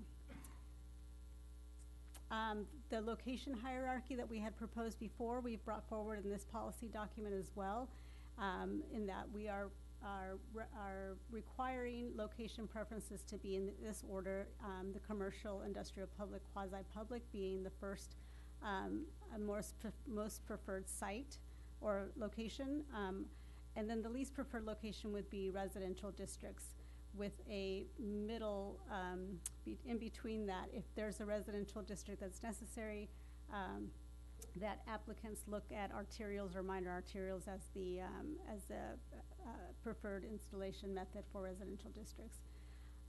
There is a configuration preference as well. Previously, we had identified co-location. We continue to identify co-location as a preferred configuration, with light poles being the preferred, utility poles being next. And then the reason for that is there is more opportunity for concealing cables and associated equipment within the light poles, more so than there would be with the utility poles, which are usually wood poles. We are recommending that the installation on decorative poles and traffic lights and signs be prohibited. No installation would be allowed within those types of structures. So again, we've, in terms of process-related changes, we have provided an expanded review process for installations that can't or are not able to accommodate the setback, separation, and configuration limits that we have included in our design standards. And basically what we're asking applicants to do is provide documentation as to why this type of installation is infeasible. There is no design review required. We had previously proposed an administrative design review process, but we've the design review process that we had proposed is actually based on subjective findings, and we are required to provide objective findings, and so we're eliminating that process, but we are expanding the review process for all installations, and with that, we are also requiring public notification to properties within 500 feet of any proposed facility. If you recall earlier, we had not proposed a public notification process, so this is something that we added with this iteration. We are still not recommending a public hearing process, and the reason for that is that we are concerned about meeting our timelines. As you recall, the time frame for us to review applications is 60 days for installation on an existing pole and 90 days for installation on a new pole. And we're fearful that we're not going to be able to accommodate a public hearing process and then also allow for an appeal process to the City Council. And then finally, the appeals would be directed to the City Council for review. So that concludes my part of the report. I, at this point, would like to invite Michael Johnston to provide a summary conclusion, but just to confirm, our recommendation is to adopt an urgency ordinance with the proposed text amendments and adopt the proposed policy resolution that has been provided to you tonight. Good evening.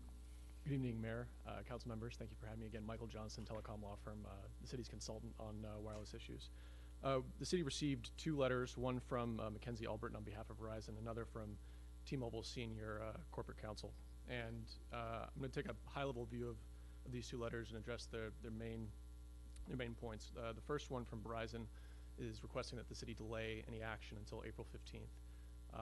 The issue with delay, in our estimation, is that the shot clocks will go into effect on January 14th, whether or not any other restrictions have some delayed effective date on April 15th. So delayed action to April 15th is not recommended in order to meet our expedited timeframe, so it will become effective on January 14th.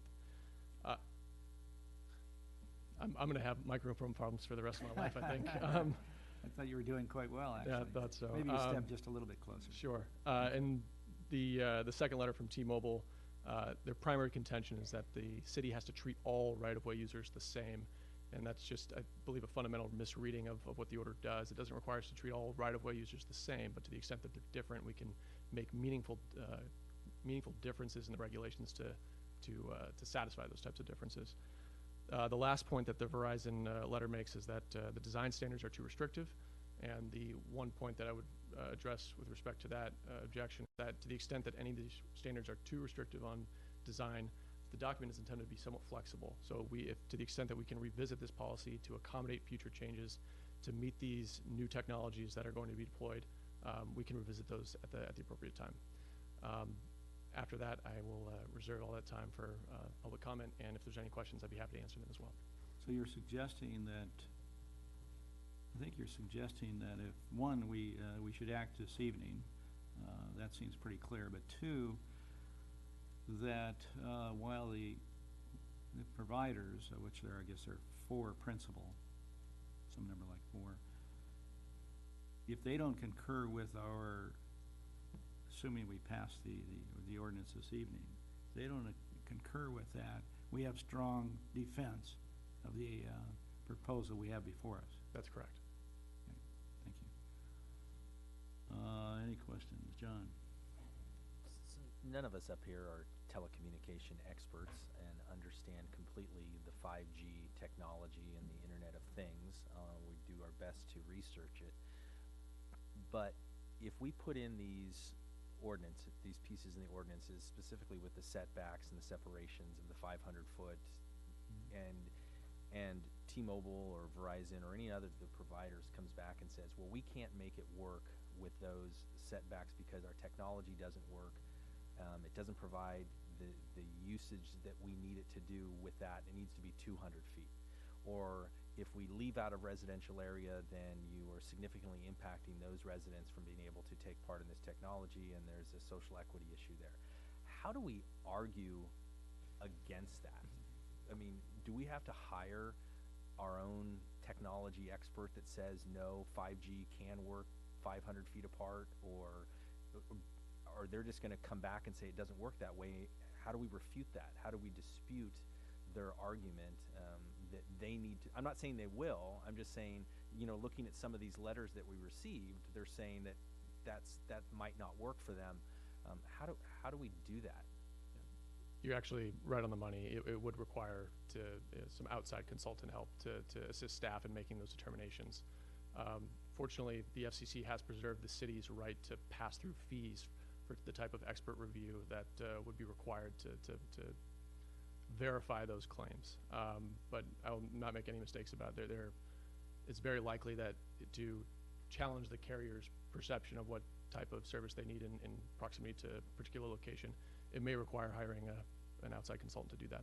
So I would assume, and I don't think it's that big of an assumption, that other municipalities that are passing similar ordinances with similar setbacks, because you're representing others, and I'm sure the language is similar in these other pieces, that there is going to be a need for these expert consultants. And would you recommend that we start hiring expert consultants right now to respond to these questions? Because if this shot clock goes into place and we're taking a request and we say, no, we want it 500, and they say, no, this, and we have to respond to that, and we have to go out and hire consultants at that point, I would imagine that there is going to be this ever-increasing need for consultants throughout the municipalities to argue against these, and that cost is going to rise exponentially as that. I don't know how many people out there are experts in this field that we could go out and hire that might be conflicted because they're, you know, providing resources to the providers for that matter. I don't think I So can my question was, do we need to start on this now with engaging consultants and getting them under contract to help staff do these, which it seems like will inevitably come as a question? It would be important to know who those folks would be, to be able to reach out to them when the time comes. The time it takes to enter in an agreement with outside consultants would not necessarily eat into a substantial amount of time of the shot clock, but I think it would be a good idea to have some consultants on deck prepared to answer these questions when applications are submitted, yes. Because if we don't, and we don't meet the shot clock rules because we don't have people to answer those, by default they win, correct? You would be relying on staff's expertise to resolve those questions. Okay. Thank you. Thanks. Kate? Question. Thank you, Michael, for being here. And, oh, I'm sorry, you were about to say something? I'm sorry to interrupt you. I go just ahead. want to add one thing. I believe we have this firm under contract to review applications that we have right now for wireless communication as a peer review. So I believe, is that correct, Rafi? Do we? I thought we do. I'm not going to offer up my Anyway, services looks like to a the no. council. Looks like a no. We'll work on it. We'll go backwards. Okay. There are more than one companies that do this, so please don't feel obligated. It has to be us. I was thinking also staff, Paul and Ally and Rafi, because we did meet since this last meeting, and they work long hours to take the input that was provided by Andrew McCullough and myself and put it into today's staff report and ordinance. So thank you, I appreciate that. A question that we brought up during that discussion, and I said I was going to bring it up again, was specifically about design review. We have design review on other land use issues, and they can have objective standards. So how has that been done in other localities to get at that? Because that's not a unusual requirement. I think I would say this, that the design review is occurring. It's just not occurring under the subjective standards that are in the city's current findings for design review. So one of the findings for design review under the city's existing findings say that the facility has to be compatible with the surrounding area or surrounding land uses. That is inherently a subjective standard. We've tried to embody that subjective standard into objective findings in the draft ordinance. So it has to match the color of the infrastructure it's being deployed on.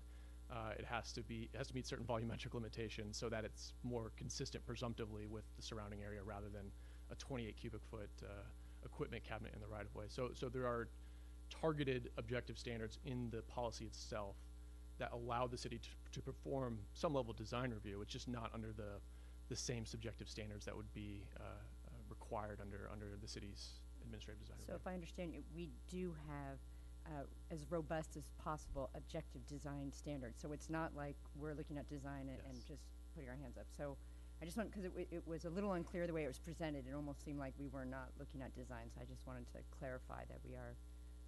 Design review is, on that slide, was used as a term of art, particularly with respect to the city's design review process and those subjective standards. You'll notice from the Verizon letter they're not that thrilled with the objective standards we've included. That is putting them through a fairly onerous process to make sure that the equipment is small, it meets the city's aesthetic requirements, and it's compatible with the surrounding area. Well, for land use decisions here in San Rafael, we look at design review and we look at standards so that that is not more onerous than an applicant coming for a project that might not be wireless related. Just saying. My last comment was, I know Ally had said that there was no public hearing, but I did want to clarify, appeals come directly to the city council, so that in effect is a public hearing. So I didn't want people to think there was no opportunity to have a public conversation. So. Mary Beth? Maybe for clarification to the community. Many know that some other cities, and perhaps I was trying to recall the county, I don't recall, to be honest with you, but they specified, now they were earlier on, but they specified no residential. It's my understanding that we cannot specify no residential. Is that correct or not? You can specify no residential if there is an exception safety valve that allows for deployment in residential. Each of those, we did a brief survey of all those other cities that prohibited in residential areas. What's attached to those prohibitions, however, is an exception that allows deployment in residential areas if it meets a set of heightened findings. We've essentially embodied those heightened findings in the process already. The 500-foot separation back requires a showing of technical infeasibility by clear and convincing evidence. It's effectively the same type of exception process that would be implemented in those other jurisdictions that are prohibiting residential deployments in word, but in practice that they will be potentially deploying in residential areas.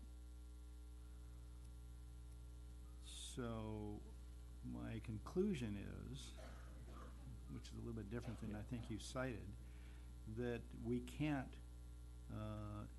eliminate residential.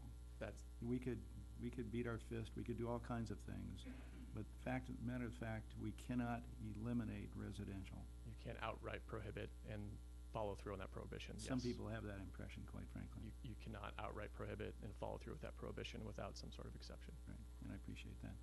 Any other questions for? No, apparently not. Stay tuned. Will do. Thanks for all the work you've done on this, and there may be some follow-up questions. We'll ask now for public, further public, and let me be, before we get started, let me be clear on what we're doing this evening.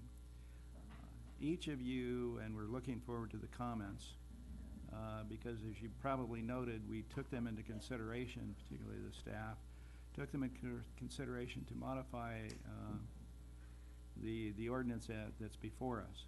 So we appreciate the comments. But the other evening, some of the comments went well beyond the 2 minutes. Tonight, you're not going to be able to do that. So I'm going to be enforcing, if you will, the 2 minutes.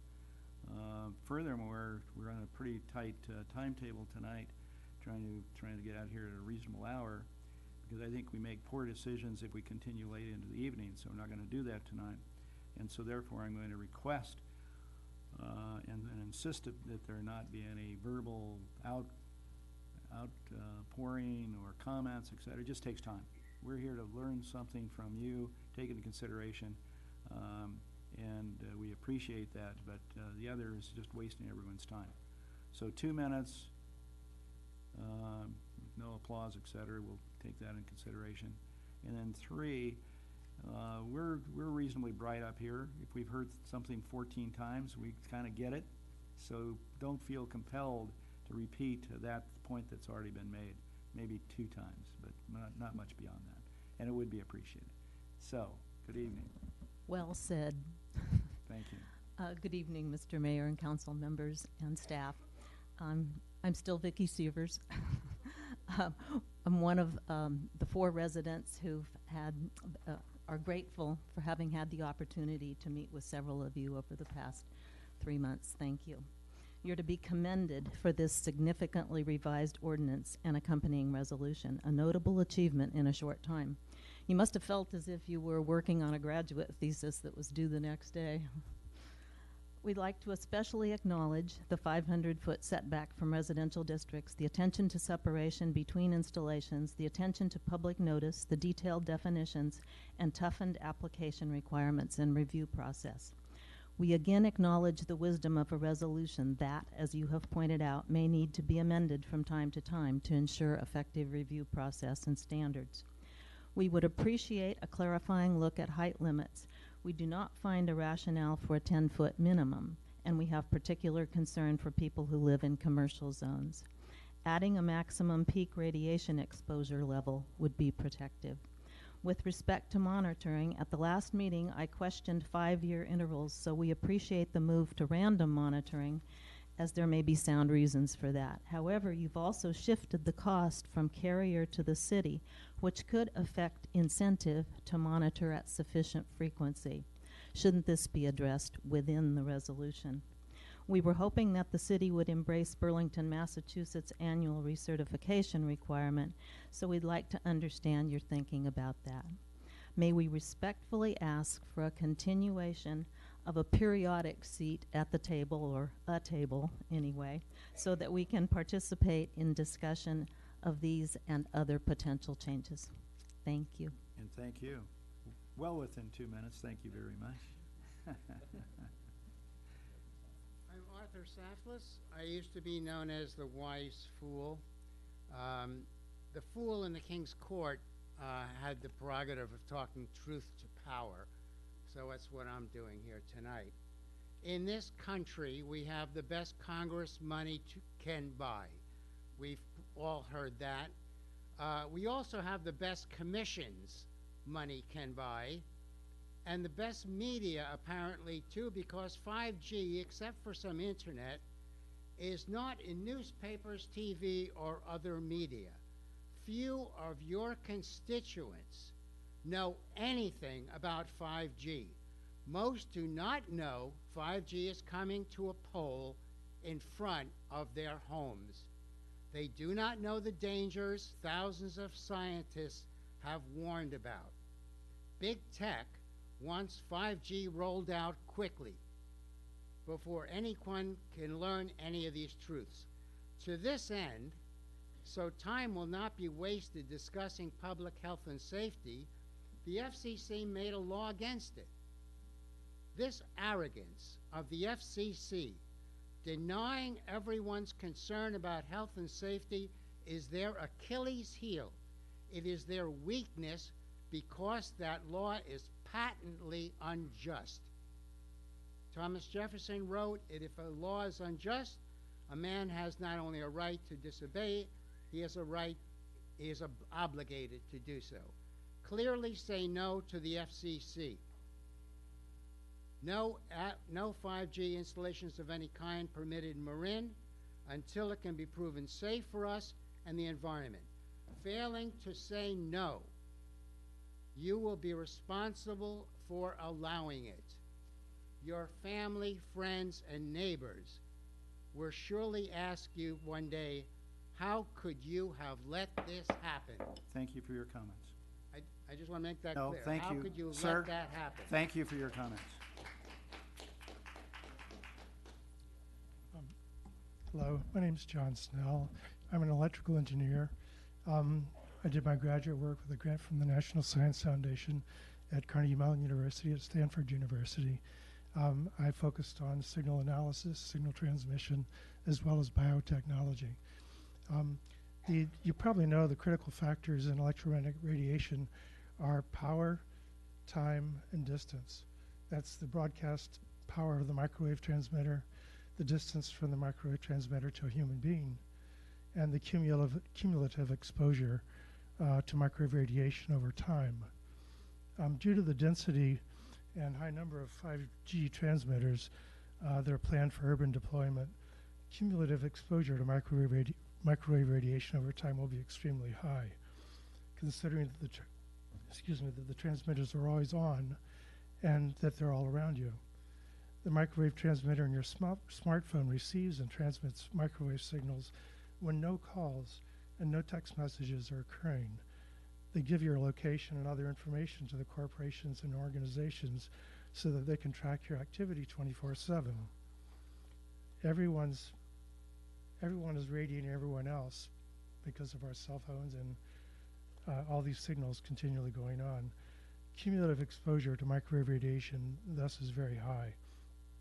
The cell phone industry limits microwave transmitter power according to the heating of tissue. This is something left over from the 50s. It's the kind of heating you get in a microwave oven related to microwave energy there. The cell phone industry, microwave transmitter industry doesn't limit it according to the breakage of DNA chains. The breakage of DNA chains occurs at a much lower level than heating of tissue. Double strand breakage of DNA chains is Thank you. you can limit the power. That's my point of this. Please limit the power as well as the distance. Thank you. And you need to limit it according to health effects, not what works for the industry. Thank you for your comments.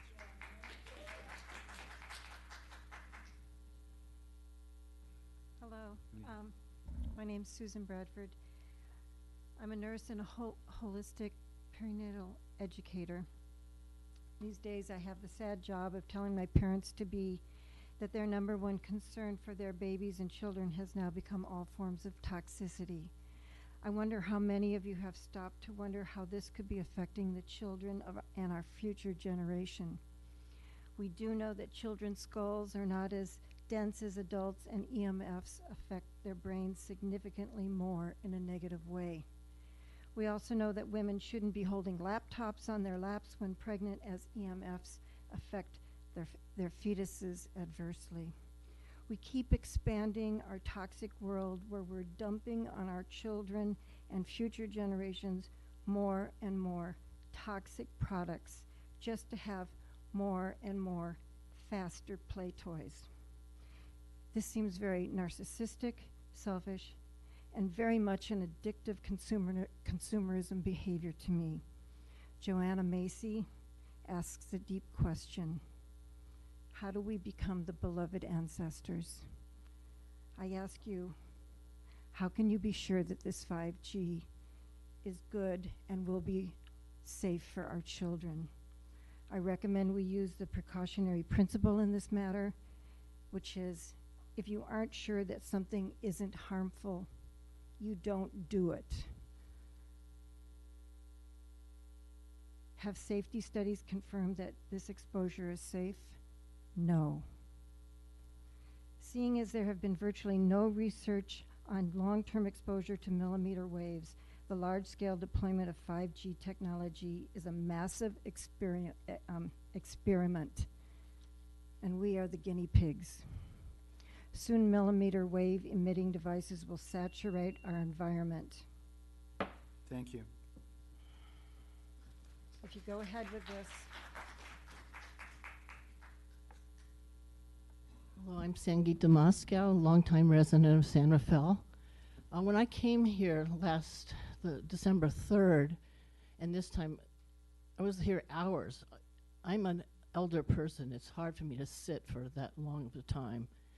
And the issue that most of us had here, I think, of the 40 people who testified, was no on 5G. We didn't say 5G 500 feet, and in this case it's 500 feet. And then the fourth bullet says, well, if the telecoms don't want, then what do we do? You're not standing up for us. I don't think there's one of you here who says no. Not one of you. You've already accepted it. It's not a done deal. It's not done until it's done. And you have your staff here arranging the chairs on the Titanic. We don't need it. I'd like to ask how many people here are just no. You've got a lot of people. You've avoided us for just taking 2.5 hours for us to speak. We're talking about something that's affecting everyone, including you. I know you think because you're not responding to this electrical energy now that it's not affecting you, but it's cumulative. So when you get cancer 10 years earlier or 5 years earlier, think about this. And I'd like to see one of you say no, just one of you. I don't feel like you're representing us.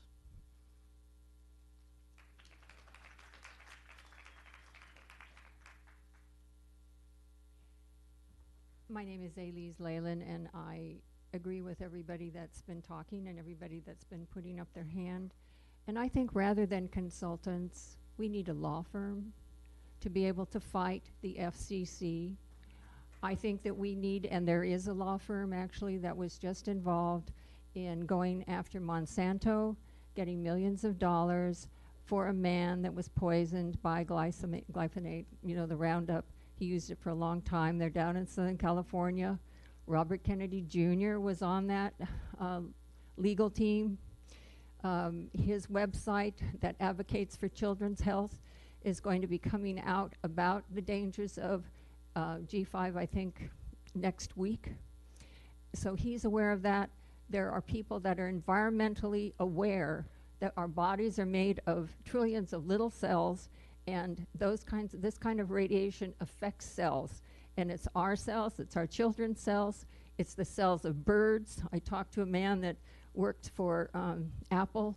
He's with a different firm now, but he said they find dead birds around at the bottom of the poles where they are. So what I'm saying is that I think San Rafael needs to take a stand, a stronger stand. It's not about where it's going to be or the 500 or where it's going to look like. These communication people don't care about our health. They don't care about our health.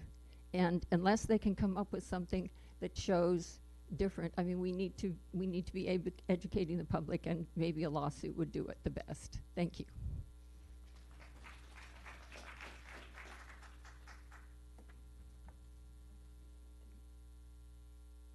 Hi, my name is Ruth Wiseman. I'm encouraged because you have said so much tonight about safety of crosswalks, and I hope you bring that to bear on this issue. I have 3 suggestions for you, and I urge 3 courses of action that can be executed simultaneously. The first one, enact a moratorium on the installation of small cell wireless facilities in San Rafael until there is scientific proof that this increased radiation emitting technology is safe for human health and our environment. To date, there is no scientific evidence that this millimeter microwave radiation is safe. In fact, the opposite is true. The City Council has been provided with documentation regarding the serious harmful effects of wireless radiation. Ignoring this information directly endangers your constituents and undermines public trust. The second option, which you can do at the same time, is to enact an urgency ordinance that incorporates these crucial elements. Section 7A should be amended to require a public notice to property owners and occupants within a 3,000-foot radius.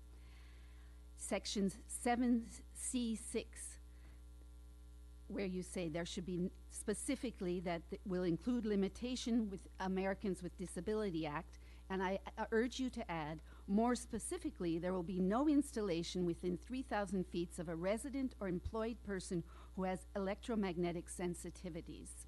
This will be following the ADA law. The placement of antennas should never be closer than 3,000 feet.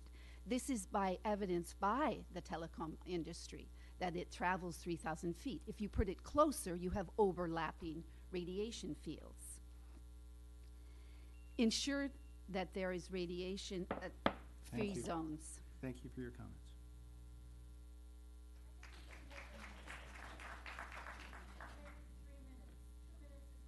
We will hear from.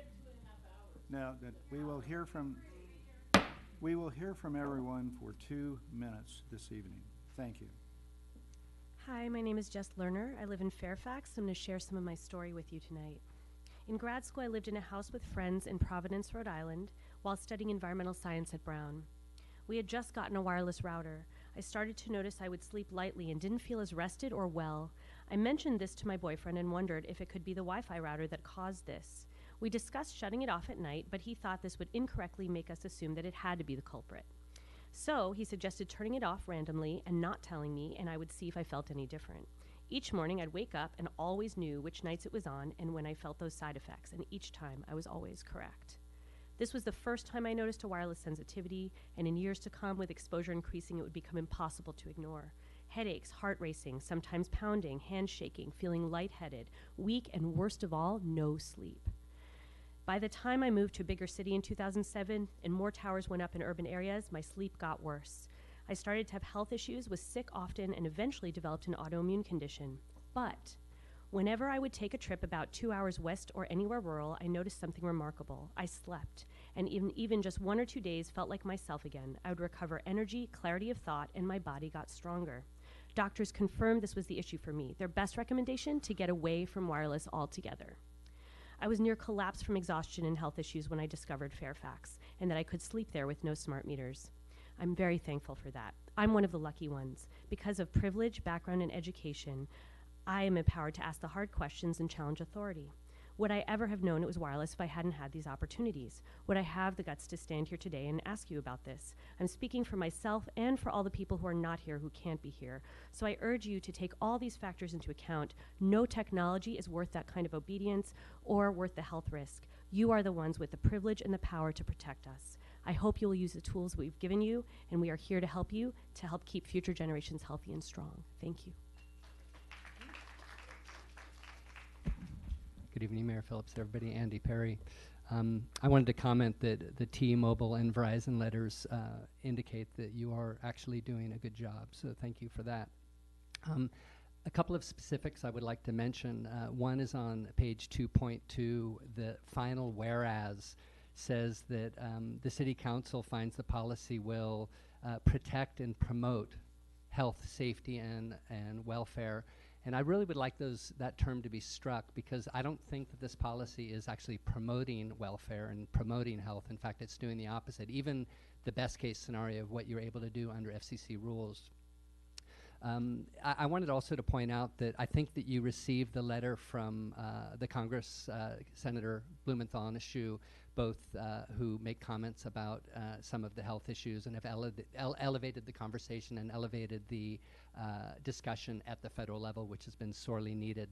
The second point I wanted to make is regarding recertification. We provided you with the Burlington, Massachusetts letter last time. And I look in the current resolution, the current ordinance, and it says permit every 10 years. I'm not sure why you didn't go along with what Burlington had it for 1 year, but I would like to recommend that.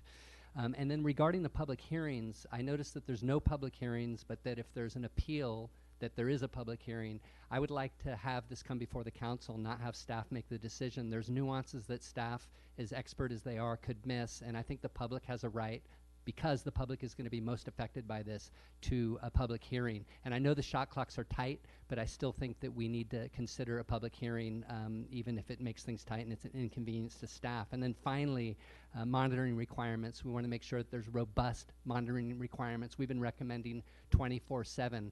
It's technically feasible, it may be costly, but let's pass the costs on to the telecom industry. Thank you.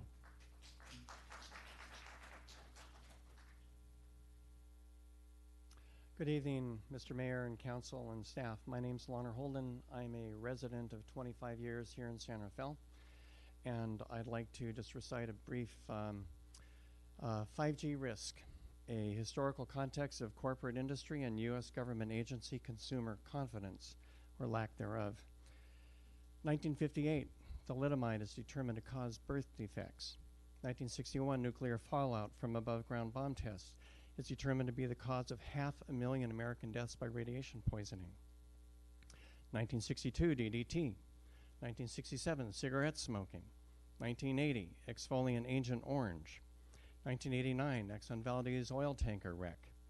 1996, PG&E wastewater in Hinckley, California poisons the residents. 2000, the Martin County mine dam in Kentucky breaks. 2010, the BP Gulf oil disaster. 2014, Flint, Michigan lead in local water supply. 2016, glyphosate, the main ingredient in Roundup, weed killer, is determined to be present in grains and cereals, your Cheerios, leading to a host of illnesses, including cancers, organ damage, and sterility. Since its nationwide 2025. Since its nationwide implementation, 5G is determined to be the main contributor to the dramatic increase of suicides, murders, miscarriages, cancers, malnutrition, Alzheimer's, migraines, anxiety disorders, the die-offs of bees and insects, bird migration confusion, sterility in mammals, and more. In every case, industry influenced government standards and regulation. The Atomic Energy Commission, the FDA, EPA, now the FCC initially denying or minimizing risk, which was determined to be safe for the public and the environment, only later to be proven harmful. We all have a duty to oppose 5G technology. Thank you. Thank you. Thank you. Hi, my name is Joseph Ellsburn. I'm a citizen of San Rafael, and I work as a scientist, and I have a background in cell molecular biology. I'm here to voice my opinion that 5G wireless and all currently used domestic wireless signals are not dangerous. I respect the opposition opinion, as it is clear to me they come from a place of love and care, but it is my view that they are mistaken. In my line of work, we use every tool we have to cure disease. Radioactive materials, glow-in-the-dark firefly proteins, electricity, and magnetism are all tools we use to try and save lives. I wish wireless signals had the effects my fellow citizens believe they do, because it would be yet another tool we can use to save lives. However, it is not the case. In short, the data I've reviewed doesn't show harm from wireless signals, and in my professional opinion, they do not cause harm. Thank you. Could I ask you one thing? Yeah. You're a professional. I'm not, we don't know one another. Sure. What is your background? I have a master's degree in stem cell biology, and I work as a biotech researcher. Thank you. Yeah.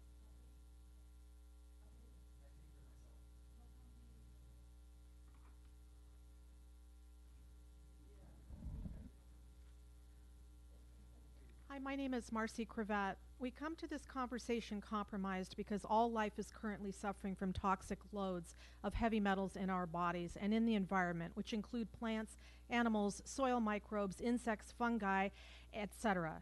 70% of our insects are gone, and we have over 100 million trees in California that have died this year. We have an ever-increasing sick population due to heavy metals toxicity that makes its way past the blood-brain barrier into our brains and into our organs, resulting in serious disease. Well, we have an unregulated sky for starters, with heavy metals raining down upon us daily. Oh, conspiracy, you might say. Well, get your hair tested. I did. My test results showed heavy levels of toxic aluminum, strontium, barium, and sulfur. Despite my eating a 90% organic diet and never ever having filling in my mouth, amalgam filling. Look up in the morning and notice the white stripes that crisscross our skies that end up in a thick haze by day's end, and especially before weather fronts. And then have your rainwater tested. I did. It came back with high levels of aluminum, barium, strontium. Where is that coming from in our rainwater? So our bodies are filled with metals, and we want to now turn on microwaves. There's a reason why we don't put metal in microwaves. Has anybody thought about that? Does anybody think they're immune to that? We are being sold on the sexy idea of faster connection. At what cost? Disease on a massive scale? Charged bodies and charged skies? Why? Is our weather being moved around? Sure seems so. We have these very strange cloud signatures that look a lot like pulsed rays. Satellite time-lapse photos show precipitation being held offshore here in California with pulsing rays that push systems back out to the ocean, and they never have a chance to move in. So is our drought man-made? I have more, but that's it. Good evening. Thank you so much for your time and attention to this matter. My name is Dr. Jacqueline Chan. I'm here on behalf of my patients and the Hippocratic Oath that I took as a physician, which is first do no harm. I believe that we need to say no, or at least contain it. We all love our toys. We all love our inventions, and I'm not against modernization. However, the FCC standards are obsolete and unreasonable based on the data of 1996. 5G is based on phased array and beam forming. It's very different technology than 3G, 4G. 3G, 4G goes at 6 gigahertz. 5G can go all the way up to 100 gigahertz. Physicians aren't biophysicists. We don't really understand electromagnetics. We understand biochemistry. We're not taught anything about this. There was a study in Los Angeles 2 years on rats exposed to 5G, 9 hours a day, and they have an increased rate of brain tumor and heart tumor, rare brain tumor and heart tumors. Dementia right now is on the rise. There was a study in 12,000 people in Rotterdam that just came out last month. It's 50% chance of dementia now if you're 65 or over, and 1/3 Parkinson's. It costs us $259 billion a year right now to take care of dementia. Dementia is extremely costly to society. I am curious that Senator Eshoo, in her press release with Senator Blumenthal, said that there is data on 5G. It just happens to be classified under the U.S. military. I find that very interesting. I also find it interesting that I had a patient recently from a quite well-known university doing her dissertation on immigration and immigrants' rights who... Thank you for your comments.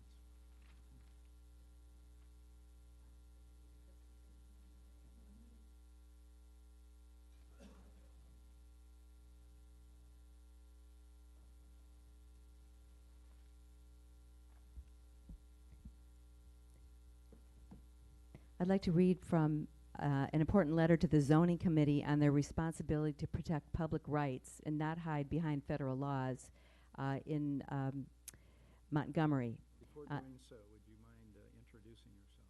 This is Linda Hetzel. And thank you for all that you're doing. And I agree with many of my predecessors. It's time to just say no.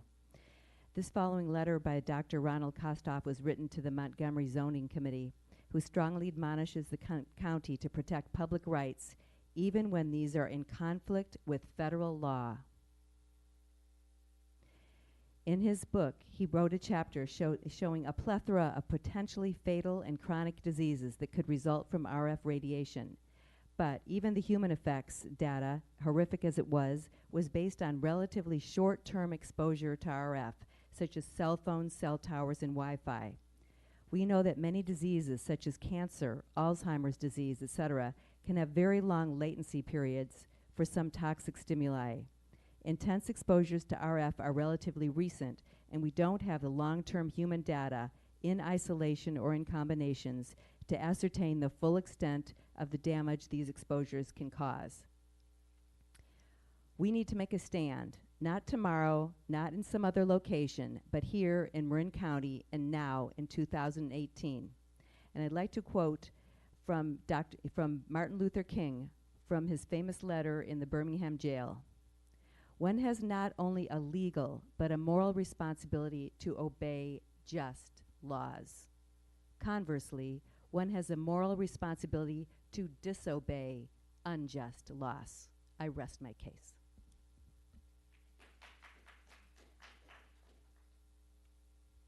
Just like to express, my name's Alex, local business owner. I'd like to express my gratitude to Councilmember McCullough and Collin for taking your time, staff and council for coming up with this proposal. I'd like to speak about property values and aesthetics, and I find that I've seen some of what this technology looks like. I find it very ugly. I'm fortunate enough to live in a neighborhood with most of our utilities underground, and I really appreciate that. When I go into other neighborhoods that don't have that, I'm struck by all of the cables and the boxes and the antennas sticking up everywhere. I think it looks hideous, and I think it reduces property values. I encourage putting everything as much as you can underground. I also would encourage you to extend the distance between antennas, and that's not just for antennas of one carrier, but between any antenna, up to 15,000 or 1,500 feet from 500. I appreciate the keeping some sort of a buffer from the residential zone of 500 feet.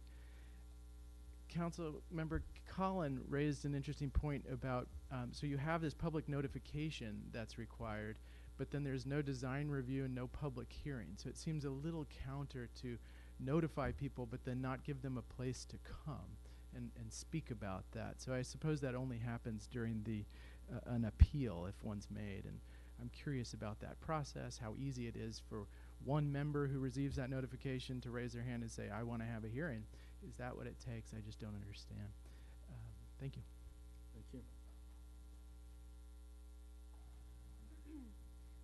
Good evening, Mayor and council members. My name is Stephanie Falcone, and I live in San Rafael. Good evening, Mayor and council members. My name is Stephanie Falcone, and I live in San Rafael. First, a huge thank you for all of your hard work to protect the citizens of San Rafael. At the last meeting, the effects of Wi-Fi on plants was briefly touched on. I've done some research, and this is what I found. Dr. Martin Paul addresses this in a letter that was one of 17 sent by scientists to Governor Brown, urging him to veto SB 649. I've included a link to the 17 letters, but I'm going to focus on Professor Paul in light of his preeminence in EMF research. Dr. Paul and the research of many other scientists show that low-level EMFs affect voltage-gated calcium channels, or VGCCs, in the cell's plasma membrane. The FCC only considers thermal effects, but the major problem is the activation of VGCCs. In plants, the activation of VGCCs causes them to make much higher levels of terpenes, which are highly volatile and flammable. Dr. Paul likens this to lightly spraying the plants with gasoline. Pulsed EMFs are more biologically active than non-pulsed, and Wi-Fi uses pulsed. It's the pulses that carry the data. 5G is much more harmful because it allows exponentially higher pulsations, and that's why it's faster. More pulsation leads to greater activation of VGCCs, which leads to more damage, and regarding plants, increased fire risk because of their increased release of terpenes, which plants do as a defense. I have studies here, actually, in regard to the master's degree gentleman, yes, actually, there's a lot of studies on 5G. One was in the U.S. The rest are outside the U.S. But one thing they have found is it makes bone growth. So there actually is a medical application for 5G. Thank you very much for your consideration and your very hard work on this. And I will submit these. It's a letter and, okay, thank you.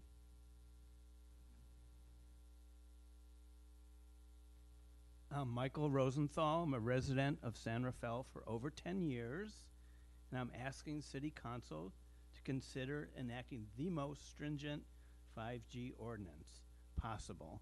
In particular, at a minimum, please ensure that children and adults living in mixed-use zoning are afforded the same health risk protections, setbacks, etc., as those who live in residential areas. Maybe the slides shown earlier are just a summary, but I saw no mention of mixed-use zoning where I live, not surprising. I saw established as a 500-foot setback from residential districts at the location. Preference is commercial first, residential last, but again, nothing about mixed use. If you would be willing to revise the ordinance, and thank you for not discriminating against the children and adults who live in mixed-use residents of San Rafael. Thank you. Thank you. Hi, my name's Diana. I'm also a resident here. I also live in a commercial residential area. I could see a traffic light outside my window. So these setbacks, which I think are pretty manipulative, because from my research, these these waves could travel up to 500 feet. So you could install a cell every 500 feet and we'd be surrounded. So I don't think these setbacks really do anything for our health. There are a number of privacy and health concerns. There's been a lot of studies as well. It is a very censored topic. The people that I've spoke to don't really know a lot about this. The mainstream media is not covering it. They're focusing a lot on other things like Russia while we're getting put in a microwave. There was one woman, Dr. Sharon Goldberg. She's an internist, professor, and clinical researcher. She has practiced for 25 years, and she testified at Michigan's 5G small cell tower legislation on October 4th. She stated wireless radiation has biological effects, period. There's no longer a subject for debate when you look at the PubMed and peer-reviewed literature.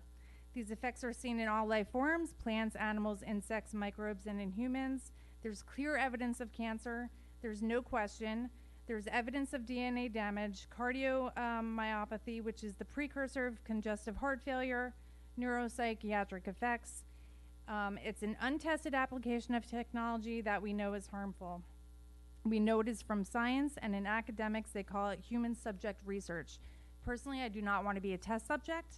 I think it's time that we take our power back and not allow these corporations to manipulate our thinking, and I think we need to stop relying on powerful people to disseminate information.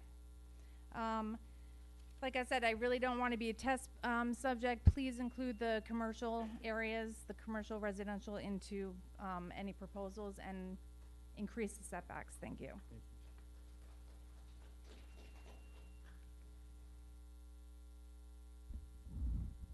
My name is Ray Lorber. Mayor Phillips, council members, thank you for everything you're doing in fighting 5G. In 2011, I was the president of the Mount Marin Homeowners Association and treasurer of the North San Rafael Coalition of Residents. On Martin Luther King holiday in January, XNet painted our street Cedar Hill because they're planning on putting in a 70-foot tower about 200 feet from my bedroom. We fought that, we won it, we battled them. They did not put up their tower. We think we had success. But subsequent to that,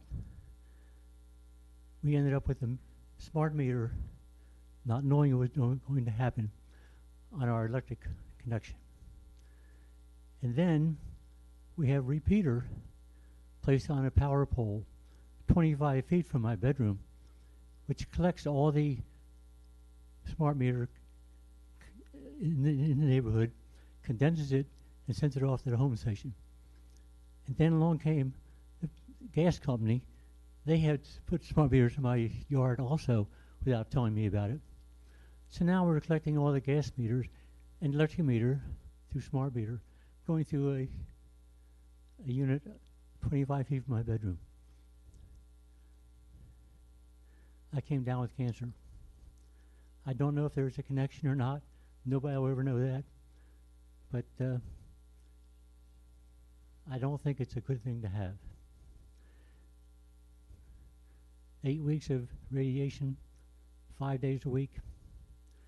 It's very exhausting, very tiring. It's something you don't want to go through. Thank you for everything you're doing. Thank you, Ray.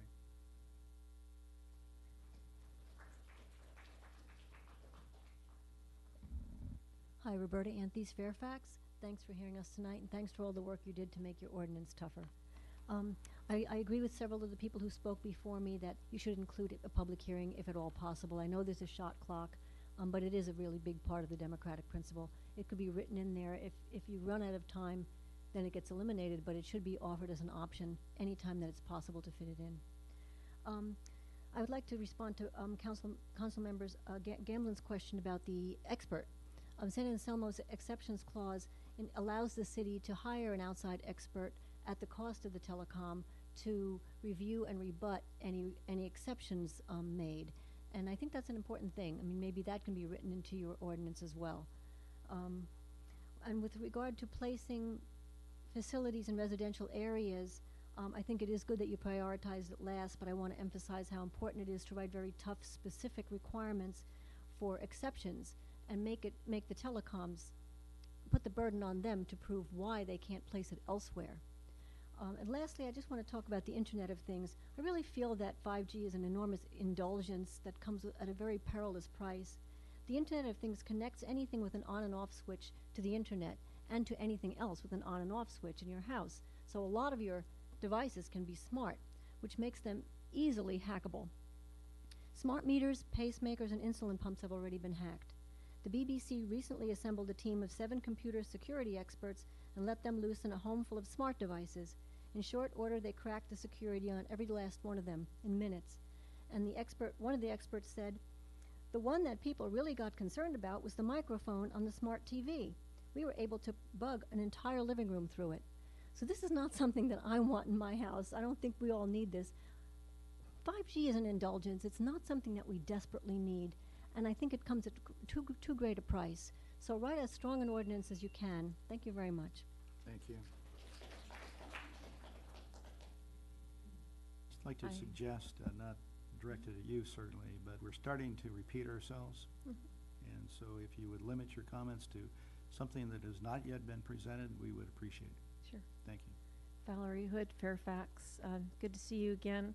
I've been working on this since September, but I heard about it before I started reading about it then, and I realized the longer I spend educating myself on this, the more alarmed I become.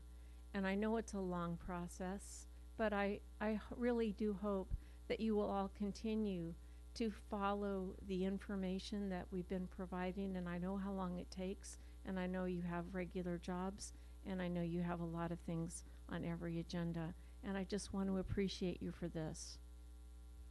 I think it's very important. I also wanted to thank Councilmember John Gamblin because I think he asked a really reasonable question, and that is, how do we anticipate the demands that telecoms will make? And we can't begin to know that because they seem to be able to exert enough pressure to continue to change the laws.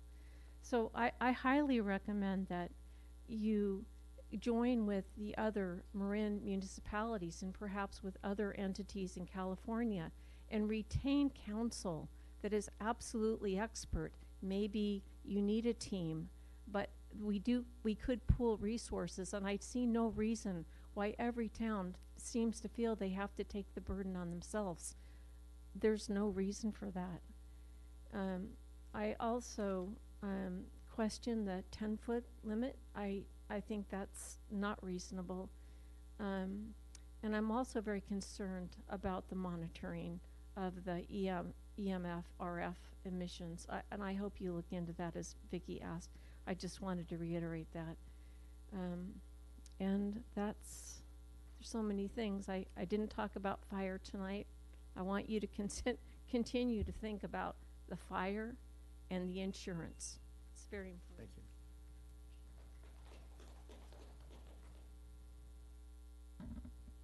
Thank you. Good evening. My name is Anna Har. I'm from Greenbrae.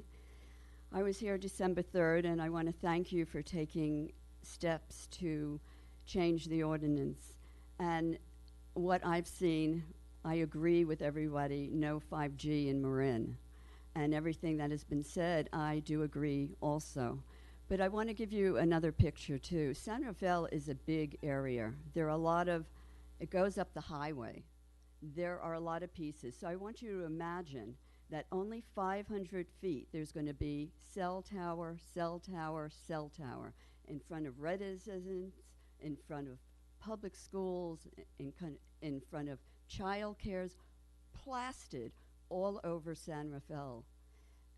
The EMFs are going to be strong. The disease will be strong. You need the bigger picture of what will happen with just 500 feet. Even 1,500 feet isn't enough.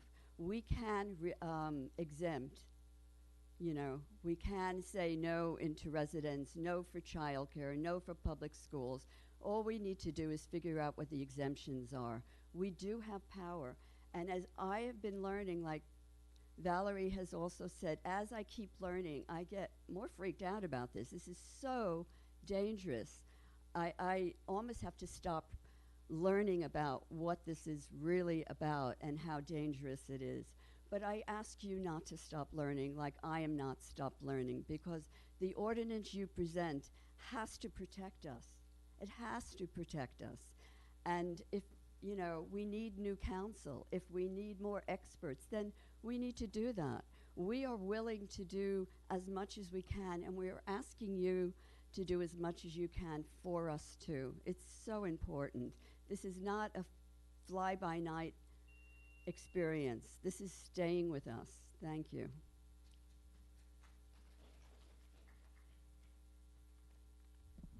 Hello, I'm Leslie Simons, longtime resident. It's my position that the City of San Rafael should join the lawsuit to shut down the FCC ruling completely. The addiction to wireless devices has been carefully created, and like any addiction, those who want, those who need more, faster, faster, and faster, it won't stop with 5G. It'll just keep getting worse. Ugh. The standard media has been very slow at covering this dangerous and deadly action. I understand the issue has been covered in several news sources, but they typically are not read by the general public. We are in a fight with a seriously corrupt commission. The FCC is now headed and staffed by industry insiders whose industries it is authorized to regulate and are now in control of the commission itself. They have mandated that local governments cannot use health and safety as a consideration when deciding about implementation. This must be stopped. And by the way, fiber optics is all the way up my street and it's just dangling there, not going anywhere. Thanks, I believe, to George Lucas.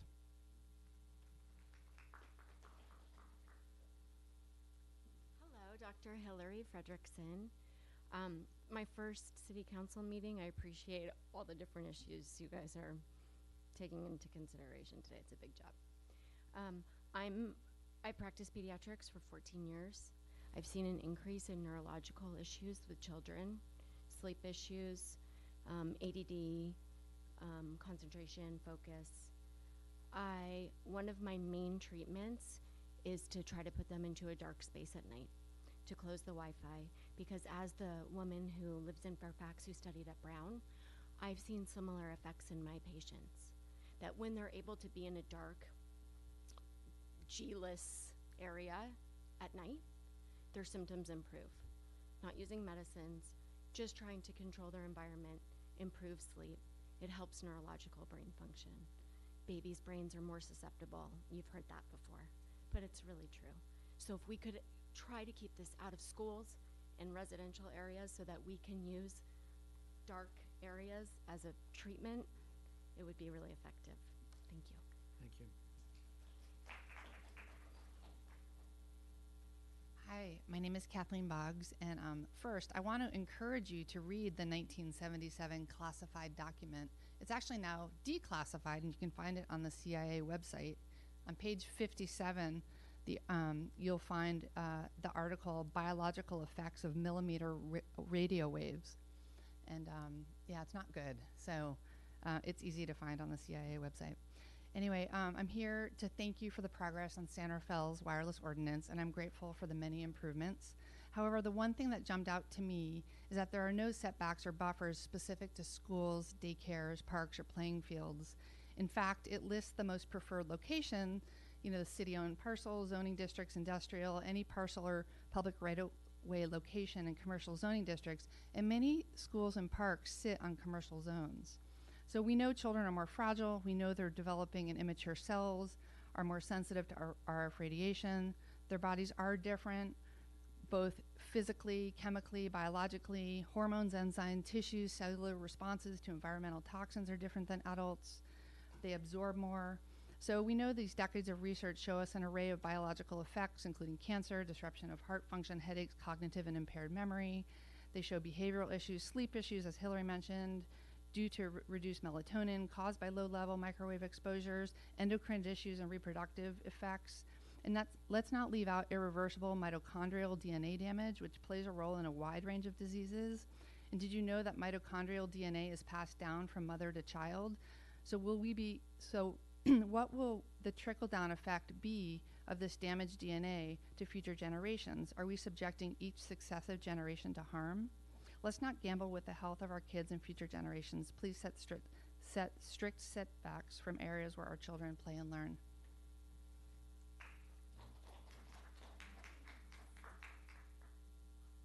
Hello, I'm Dr. Stacia Kennett. I'm a pediatrician. I've been in practice in Marin County for 27 years. I went to Tufts Medical School and I did my residency at Oakland Children's Hospital. I understand this issue, I understand the health, and I understand the science. And with all due respect, I'm concerned that you are dismissive of the health concerns. This is my profession. I understand you're all professionals too. I hope you will take the health concerns seriously. I will be brief. I can guarantee you 100% that if you pass this ordinance and if we have 5G and we roll out 5G across this country, the rate of childhood cancers and brain tumors will increase. So I hope that you will take the health concerns seriously. Thank you.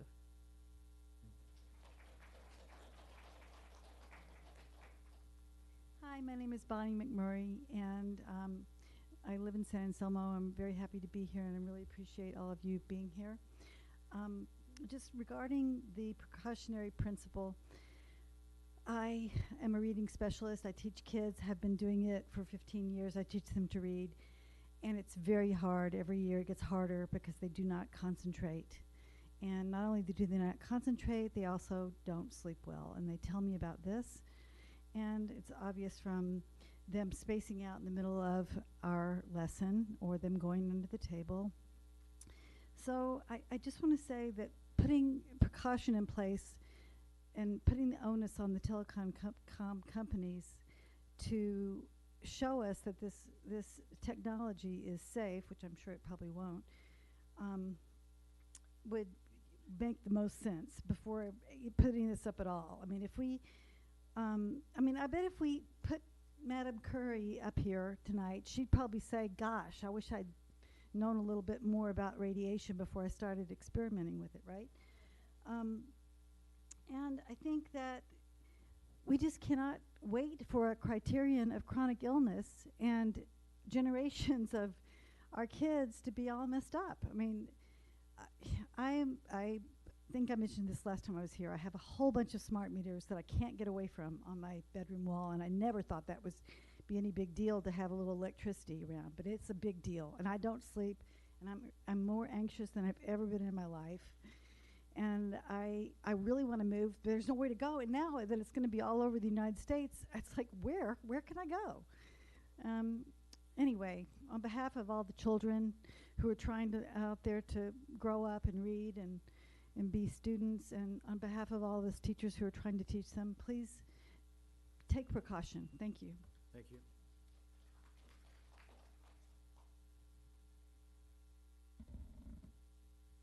Good evening, Mayor, Council, and staff. Kim Hahn, San Rafael. Let me thank the staff for producing a strong urgency ordinance for our city. I get confused as to whether it's a resolution, an amendment, or an ordinance, but you know what I'm talking about. However, several points have been overlooked, one of which is the distance between antennas and the related radius within which residents will be notified when an application comes in. May I refer you to the YouTube video and 3 articles I sent to Paul Jensen, who attached them to his staff report. We have recommended a distance of 3,000 feet between antennas. Staff has chosen to require 500 feet. This is better than the 300 feet that you first cited on December 3rd, but it's just not good enough. Verizon CEO Lowell McAdams says in his YouTube video that 5G has done away with the concept of line of sight. Verizon tested over 11 markets for the transmission of this technology through storms and foliage, and he found that the 5G signal from transmitter to receiver was consistent and strong for over 2,000 feet. A Verizon field engineer shows that from a parking lot 3,000 feet away from the antenna, the 1 gig speed is not hampered at all. Clearly, the antenna has a reach far exceeding 500 feet. In addition to this video, I sent staff 3 articles dealing with the same issue. The EH Trust, MD Safe Tech, and Safer, EMR.org articles include links to tons of scientific sources showing irrefutable proof that exposure to cell towers less than 1,650 feet away causes damage to human blood and tissue and often leads to cancer. Because these studies are based on 2G, 3G, and 4G technology, we are concerned about the safety of all residents from the higher millimeter and untested 5G radiation and ask that you set a distance between antennas at 3,000 feet. The 500-foot value pops up again in another section of the amended ordinance. You know where that is. Thank you so much. Thank you.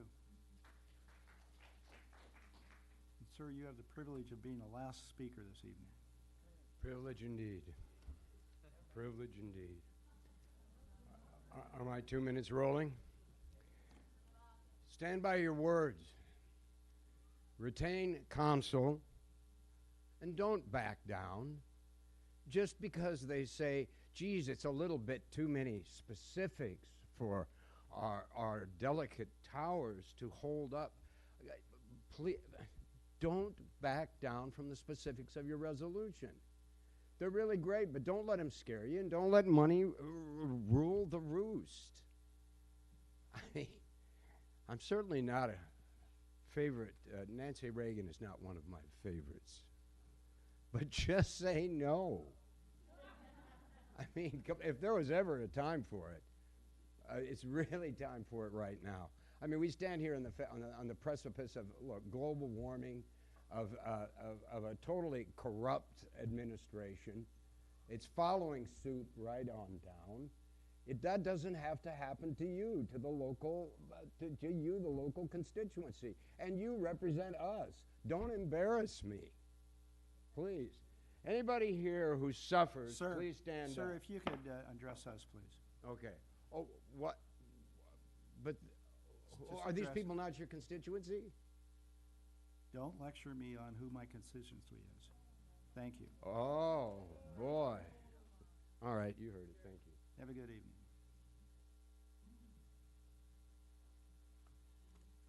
Good evening, Mayor, Vice Mayor, and City Council members. My name is Chris Villegas, and I'm with Verizon Wireless. It's a pleasure to be back in the city of San Rafael this evening. So as you know, our outside legal counsel submitted a letter this morning outlining the discrepancies between the ordinance and the resolution that are before you this evening in the FCC order. In that letter, our outside legal goes on to explain that Verizon Wireless would be willing to defer submittal of applications until April 15th so that we may continue to work with one another. And I would like to reiterate that Verizon Wireless does not have any immediate plans for deployment in the near future in the city of San Rafael. So with that said, I would like to propose that we work together and create a working group where we can invite the wireless industry, the 5G subcommittee, as well as city staff so that we can continue to work together to further align the ordinance and the policies with the FCC order. And I would be willing to take on the lead if council would like so that we can create that group. Thank you, and my name is Chris Villegas, and I'm here to answer any questions that you may have. Thank you very much.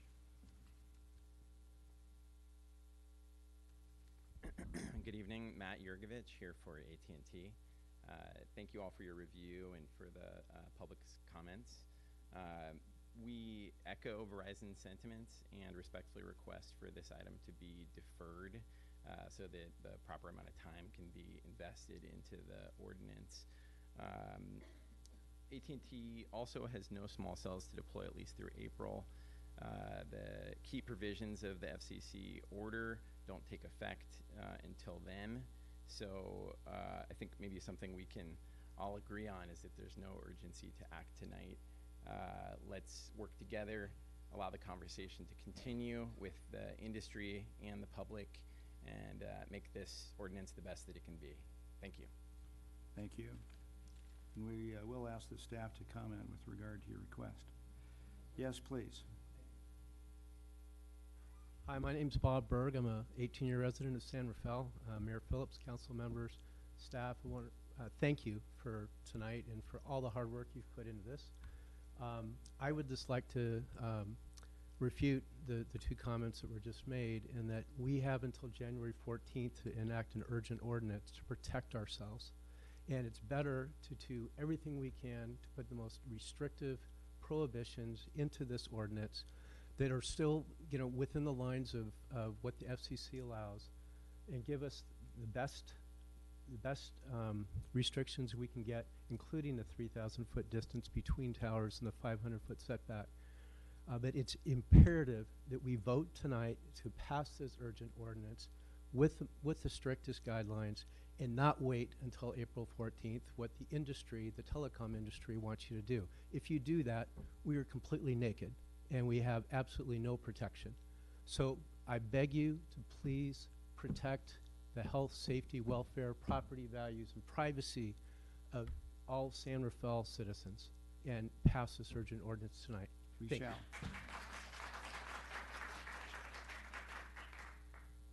you. Okay, I think, I have one last request. How do we ask for a public hearing?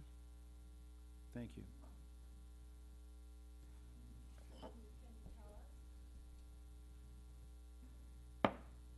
With the comment, the last comment, we shall close public and thank everyone once again for considerable input. And I would like to ask staff with regard to two things: hearing process and recommendation with regard to either delaying or acting upon this evening the matter before us.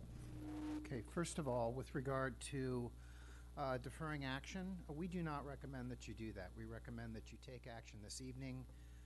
While there is reference to a stay to April, that's, from what we understand from our legal counsel, is that's specific to only one element of this whole FCC ruling, and that is related to aesthetics, and that the shot clock rules and everything go into place in January. So we urge you to consider this as an urgency ordinance and the resolution this evening.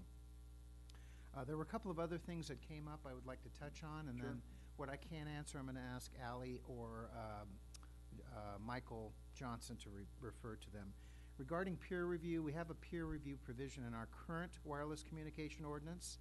I mentioned earlier that we have we use a legal firm and an engineering firm for peer review. There's certainly something that we could build into this. We do have in the resolution right now a cost recovery based application fee, which means the applicant puts up an application fee deposit. We can certainly use that deposit to also hire a peer consultant if we need to, especially if the carriers are telling us they can't locate in one of the areas that we are indicating or is at least preferred or less preferred. So that's an opportunity right there that we have. The one thing we do need to do is if we don't have someone on a retainer, we're certainly going to have to enter into a contract with a firm to assist us with that peer review. The other question about shifting the cost of monitoring to the carrier, I understand from our attorney that that's not something we can do. It is something we currently do under our current wireless communication ordinance, but from what I understand from this FCC ruling, we are limited to or prohibited from doing that, so perhaps Michael can touch on that. Extending the public notice to 3,000 feet, there is not one process we have right now that that provides that broad of a noticing. Our typical noticing is 300 feet, and sometimes we go as far as 500 feet, but we're very rarely beyond that distance limit. 3,000 feet is almost a mile radius from a site, so that's not something that we think would be practical in terms of application. I'd also like either Ally or Michael Johnson to respond to the question that came up about post-certification. Once the installation is done, there's a reading and then there's a monitoring thereafter. I will ask that they respond to that. Extending the distance between facilities to 1,500 feet, again, I will ask Michael Johnson to refer that. Regarding the mixed-use districts, actually all of our commercial districts, with the exception of the industrial districts, permit residential use. So if we start going in that direction, then we're not allowing them anywhere, and we're basically, prohibiting them citywide. Most of our downtown districts are mixed-use districts, and all of our commercial districts allow residential use, and we do have residential use in them. Request for public hearing. That's certainly something you might want to consider. We purposely kept that out. I think it was clearly stated in the staff report that we're very concerned about meeting the shot clock deadlines, and once you build one public hearing into that process, it certainly puts us in a position where we're going to be challenged by meeting those deadlines, and that's why we put the appeal process as basically the big if someone were to appeal this, that's the time that, we would have a public hearing. One other thing, keep away from schools. We certainly did look at that, but we obviously set this up to refer to residential districts. Schools, the person that spoke is correct. They appear in a lot of different districts in San Rafael. They're not exclusive to residential or commercial. So that's something, that perhaps we can consider, and maybe Michael or Ally can respond to that. So I think at this point I'm going to turn it over to them to assist, and maybe we can start with Michael. On his way up, any comment with regard to the height? Oh, and perhaps maybe he can respond to that as well. Fair enough. And you're referring to the height above 10 feet, so extending the antenna above 10 feet. Okay. Taking the height question first. The CPUC imposes certain separation requirements from electrified lines. That 10-foot height allowance allows facilities to meet those standard safety separations and still provide their service based on that antenna. So the height limit is somewhat mandated by state law. With respect to radio frequency rules, I want to just make it very clear that the provision we're talking about is 47 USC 332 C7 B4, and it says that states and local governments cannot regulate on the basis of RF to the extent that those emissions will comply with the FCC's rules. Any regulation that you take has to have as some alternative justification before it could be deemed, viable under federal law. The city can regulate on the basis of RF to the extent that it complies. So you can do about as much as the FCC would or could do. The FCC does not require annual certification. The FCC does not require 24-hour monitoring and testing. Those things would be preempted by federal law. What we have tried to do is to ensure that all these facilities will meet the FCC standards by imposing the random testing requirement. The city would bear the cost of random testing unless there was a code enforcement violation found if the facilities were exceeding those limits prescribed by the FCC. With respect to a 1,500-foot buffer in between facilities or in between facilities and residential zones, from an administrative standpoint, it would turn practically every single application into the heightened findings that we require for those types of applications. So you would still have to go through this clear and convincing evidence test, and it would not actually prohibit any facilities within 1,500. It would just require that showing for each and every facility that was deployed in the city of San Rafael. Okay. Stay there for one moment. Will do. Any questions directly of Michael? Sure. To Michael's staff, either one. When we put forth the 500-foot setback from residential or any place, if we were to overlay that on a city map, and if our less preferable area would be residential, when I last looked at a map that had a 500-foot, if you strung those together with the way that our residential works with our commercial district and our industrial district, that, just thinking of Bret Hart, well, if you put 500 feet in one way, you're in an industrial area. So I'm just trying to understand by us putting this preferable piece of 500 feet, is there really any place that any of these antennas can go at that 500-foot level without having this extra review or whatever is required of us? I mean, I don't. My guess is that the way that our city is aligned, there's going to be very few areas that will not come into that 500-foot area.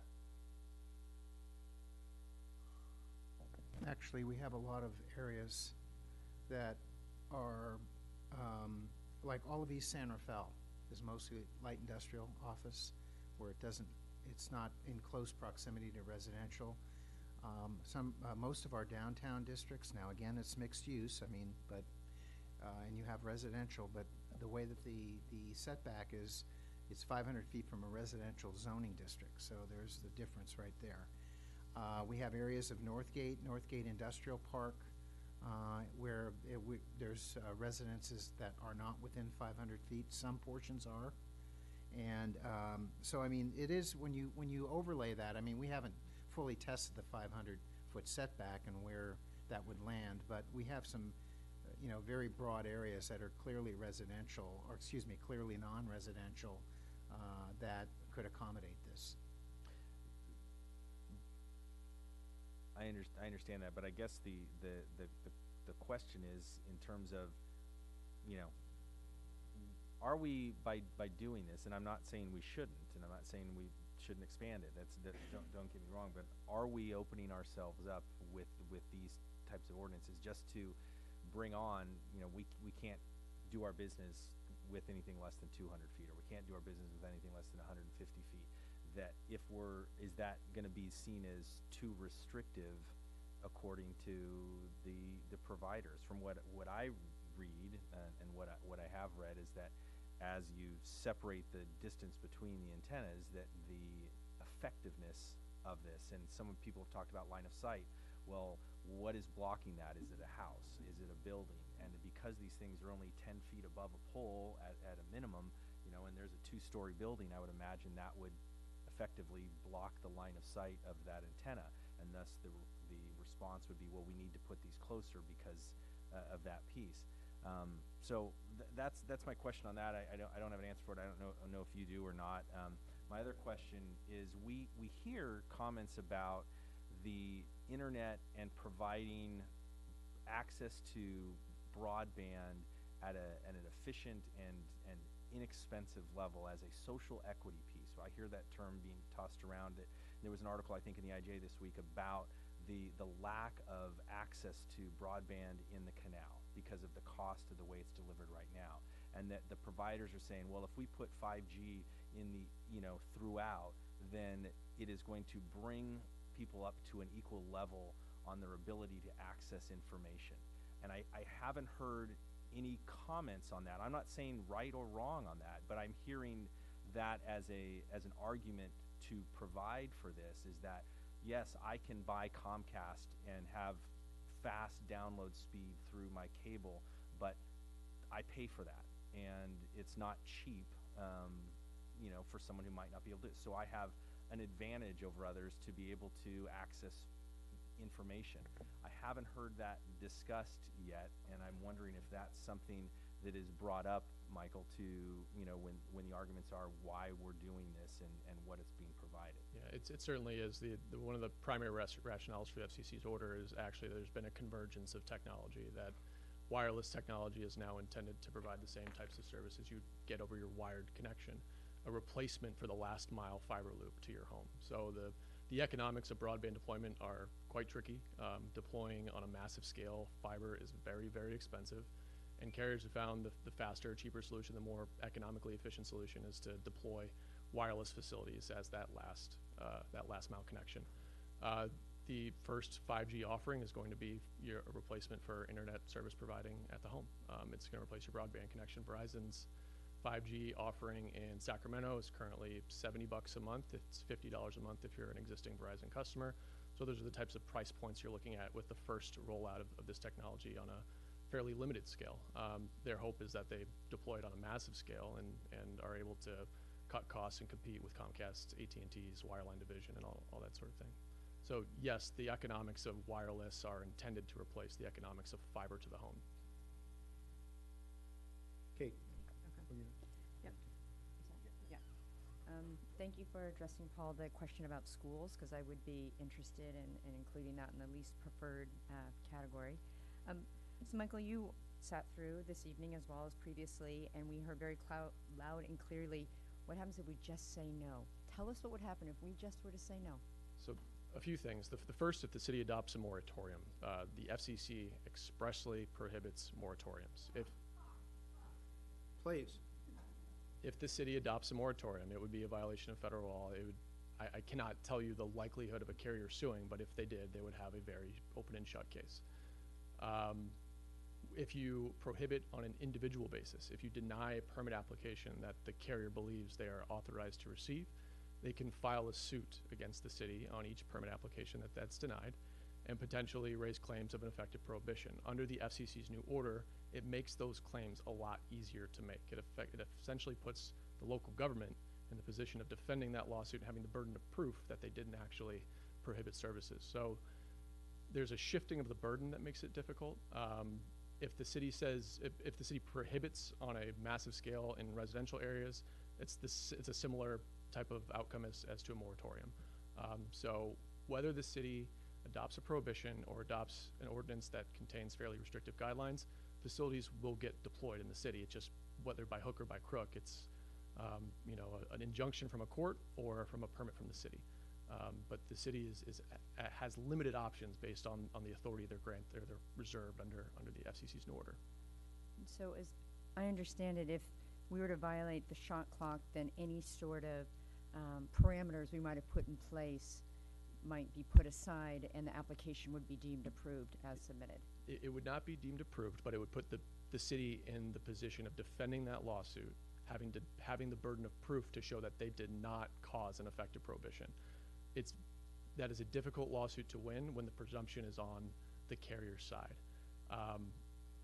So it's a heightened risk of litigation on a case-by-case basis that comes with prohibitions and violating the shot clock, yes. Okay. Tonight we heard a lot of input and some very heartfelt stories actually regarding health issues. I know that Senator Blumenthal and Congressman Eshoo submitted a letter, and in that letter there was supposed to be a response by December 17th. Could you speak to how that relates to what we're talking about here?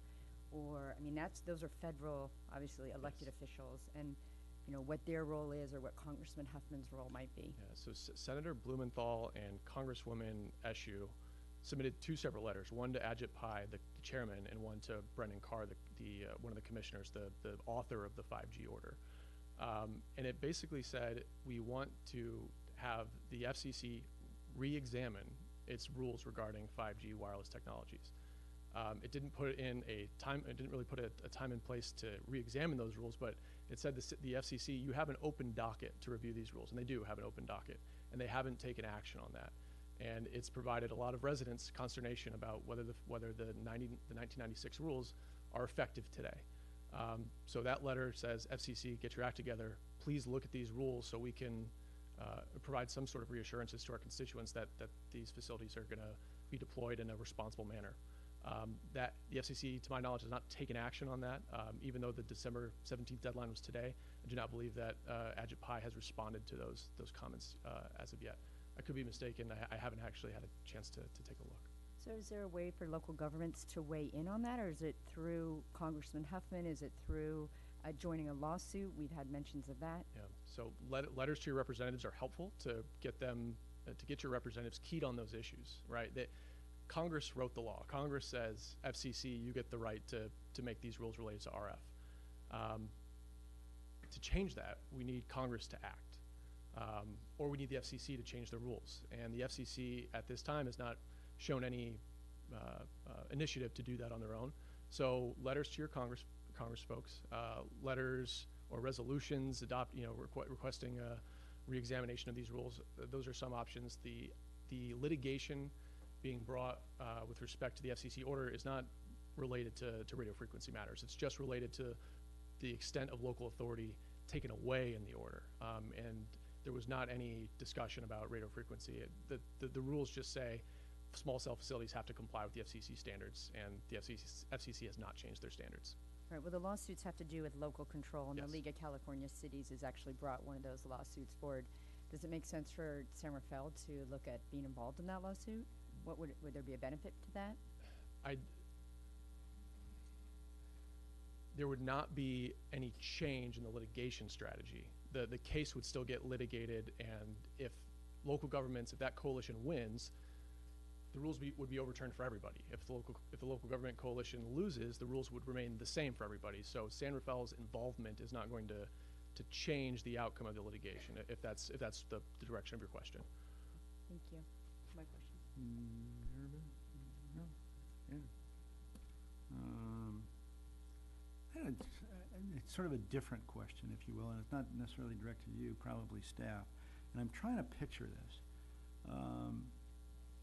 That is, let's assume we have poles, towers, whatever you wish to refer to them as, every 500 feet throughout this city. What does that look like? I mean, I've got a little bit of concern about just that aspect. I mean, it seems like, you know, what does that look like? And do we as a city, on another issue, and I'm not talking about frequency, I'm not talking about length of, you know, cycles, et cetera, but just visually, what does it look like? And do we need to protect ourselves as a city to avoid what comes to least in my mind, which is terrible, quite frankly? I mean, I can't imagine. This looks like a, you know, toothpick city. And it's every city, you know, it's not just San Rafael, it's every city. So what is Well, this first all of all, your about? question is exactly the level of discretion that we do have under this ruling, because it goes back to aesthetics. And as far as visibility, I mean, you can, depending upon the type of street you're on, whether it's a windy street or a straight street, or you are going to see these from every 500 feet. How it looks, it depends upon how much effort's put into concealing the antenna and the equipment. Well, one thing I'm not clear on is that the magic 300 feet has become 500 feet, and maybe it should be 3,000 feet. I mean, I have no idea, quite frankly. Why is 500 feet presumably acceptable? I mean, could it be I'll just throw out a number, 3,000 feet? I mean, I can kind of picture that in our city, and it's far more attractive than 500, which is every block practically. If the city adopts a 3,000-foot separation, it's not going to prevent facilities from being located within 500 feet from one another. The carriers will come in, and Right. they will say that it is not feasible for us to provide services in the area that we're trying to provide them to meet that 3,000-foot buffer.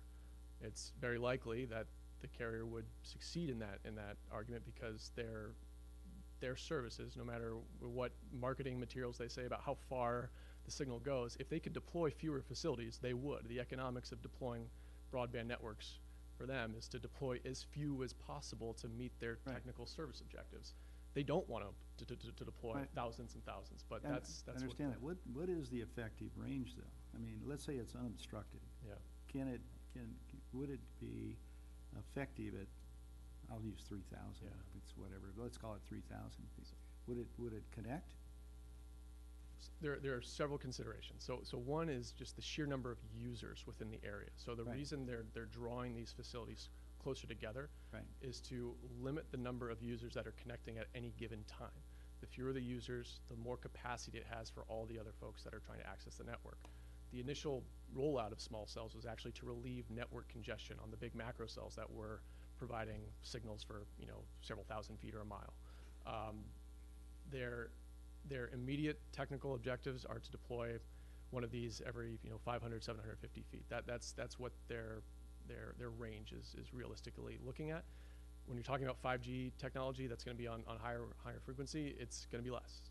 200, 250, 300 feet is probably the more realistic range for those higher frequency antennas. Less than 500 then? Less than 500, yes.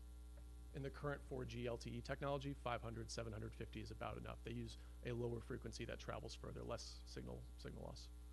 Well, I don't know, just visually, with a lot of consideration, but certainly visual is one of them with regard to our city and every other city, and that's pretty startling, I would suggest. I don't know what to do about that. Is there anything we can do about that? Fiber optics is not a viable strategy. If the city wanted to put a restriction on wireless deployments, you'd be running into that same prohibition issue, right? So if the city says you have to use fiber optics, can't use wireless facilities, that would be deemed a moratorium or an effective prohibition or an actual prohibition, and you'd be liable under the Telecom Act. Those are just the facts. The other question was with respect to limiting the distance between facilities. Well, no, I mean, you've addressed my visual, which is still pretty ugly. It can be unsettling. I'd hate to be the bearer of bad news. That's definitely true. Oh, no, and I respect that, and you are our employee, so, folks, you're on our side, so to speak. We're litigating this case as we speak, so we are trying to be. Keep that in mind. I still find that troubling, but I don't know where to go with it, quite frankly. Yes, please. Michael, if I could, what's been proposed to us tonight is to engage in some sort of civil disobedience by imposing standards, either an outright prohibition, moratorium, or rules that effectively would prohibit the installation of 5G. Can you talk to us a little bit about what that would mean if we, in fact, were on the receiving end of litigation by the telecom companies to enforce their rights as they perceive them under the FCC and the Telecommunications Act of 1996? What would it cost us? What would litigation look like, and what would the cost be to a community like ours? I can give you a personal example. Our firm helped a city not to be named here in litigation, and our bills alone for the deployment of one facility was $50,000. That case reached a negotiated settlement, so it did not even go through the full stages of discovery and actual trial. That was just for one consultant's fee, let alone the city attorney's office, city manager's office, planning staff, and gathering information to communicate with us to help devise some sort of legal strategy to get a facility that the city that could be palatable within the city. So those on a case-by-case basis would 20-fold, 30-fold, right? If you're denying applications by that many. Each party is responsible for their own attorney's fees, so there's no cost shifting if you're concerned about potentially being on the hook for the wireless carrier's attorney's fees. It's a private right of action. The Supreme Court's already ruled on this in Abrams v. Rancho Palos Verdes, so you wouldn't be responsible for Verizon's attorney's fees. That's a plus, but the likelihood of success on the merits, if you adopt a prohibition, a moratorium, are slim to none.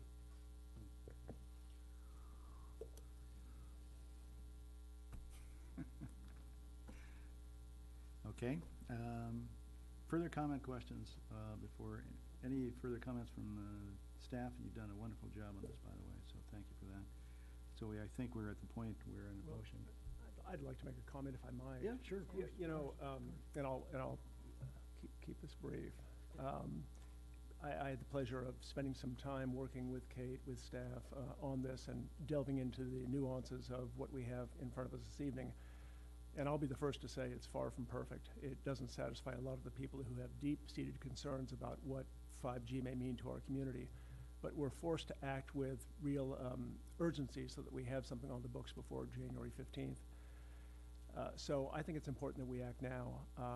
I also think it's important, though, that while we act with prudence, or the highest degree of prudence possible, that we also keep ourselves open to appropriate innovation.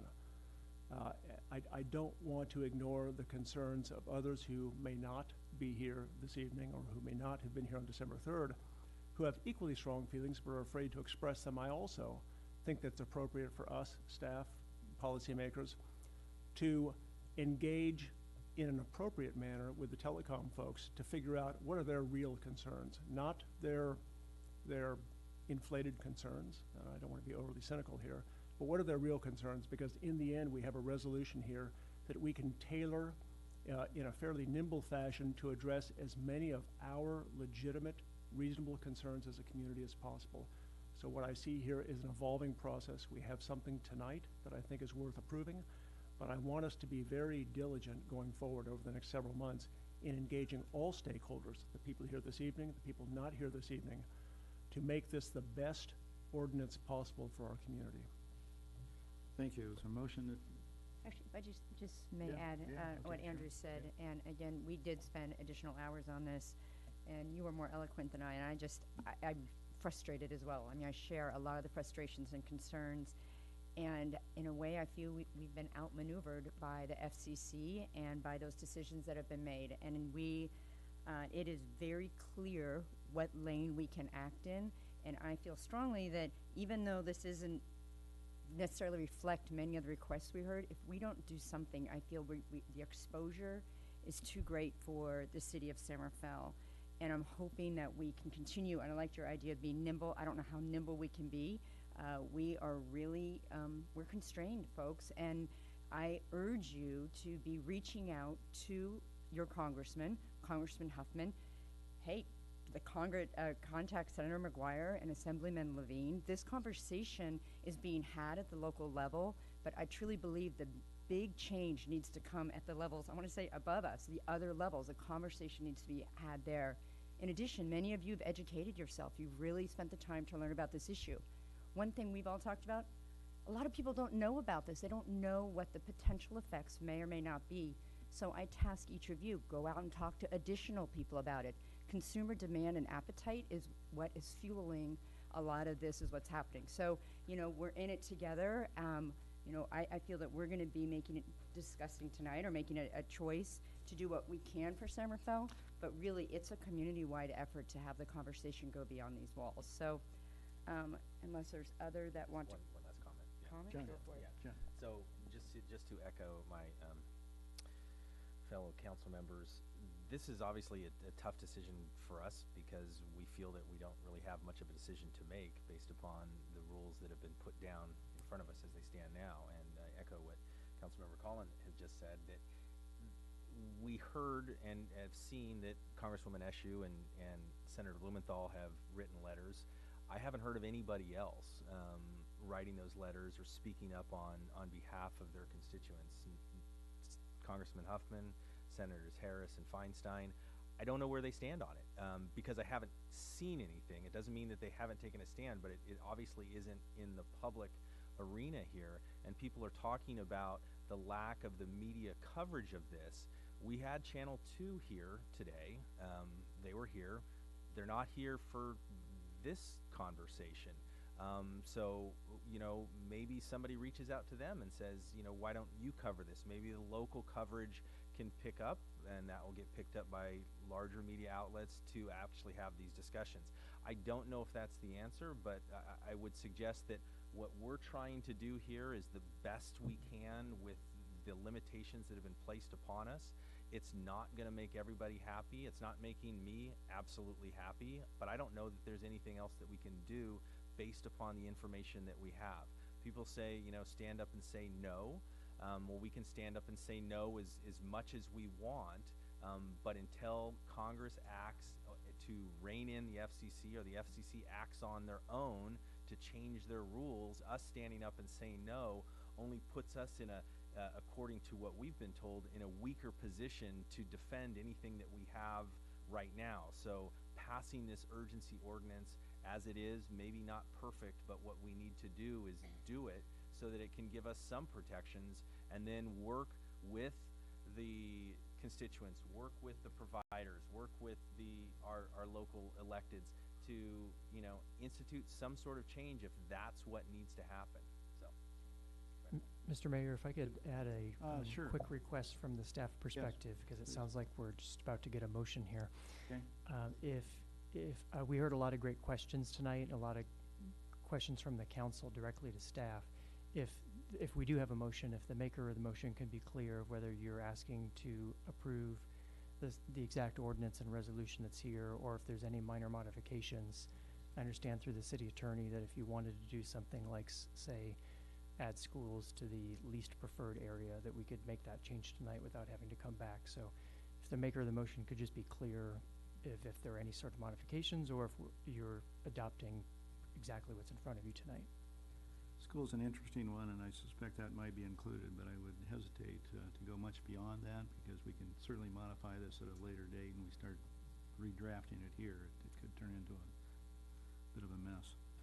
So I think the comments made thus far have been most appropriate and probably reflect all of our feelings at this point in time. Obviously, significant change that's affecting us all in various ways, amplified by our each individual perspective.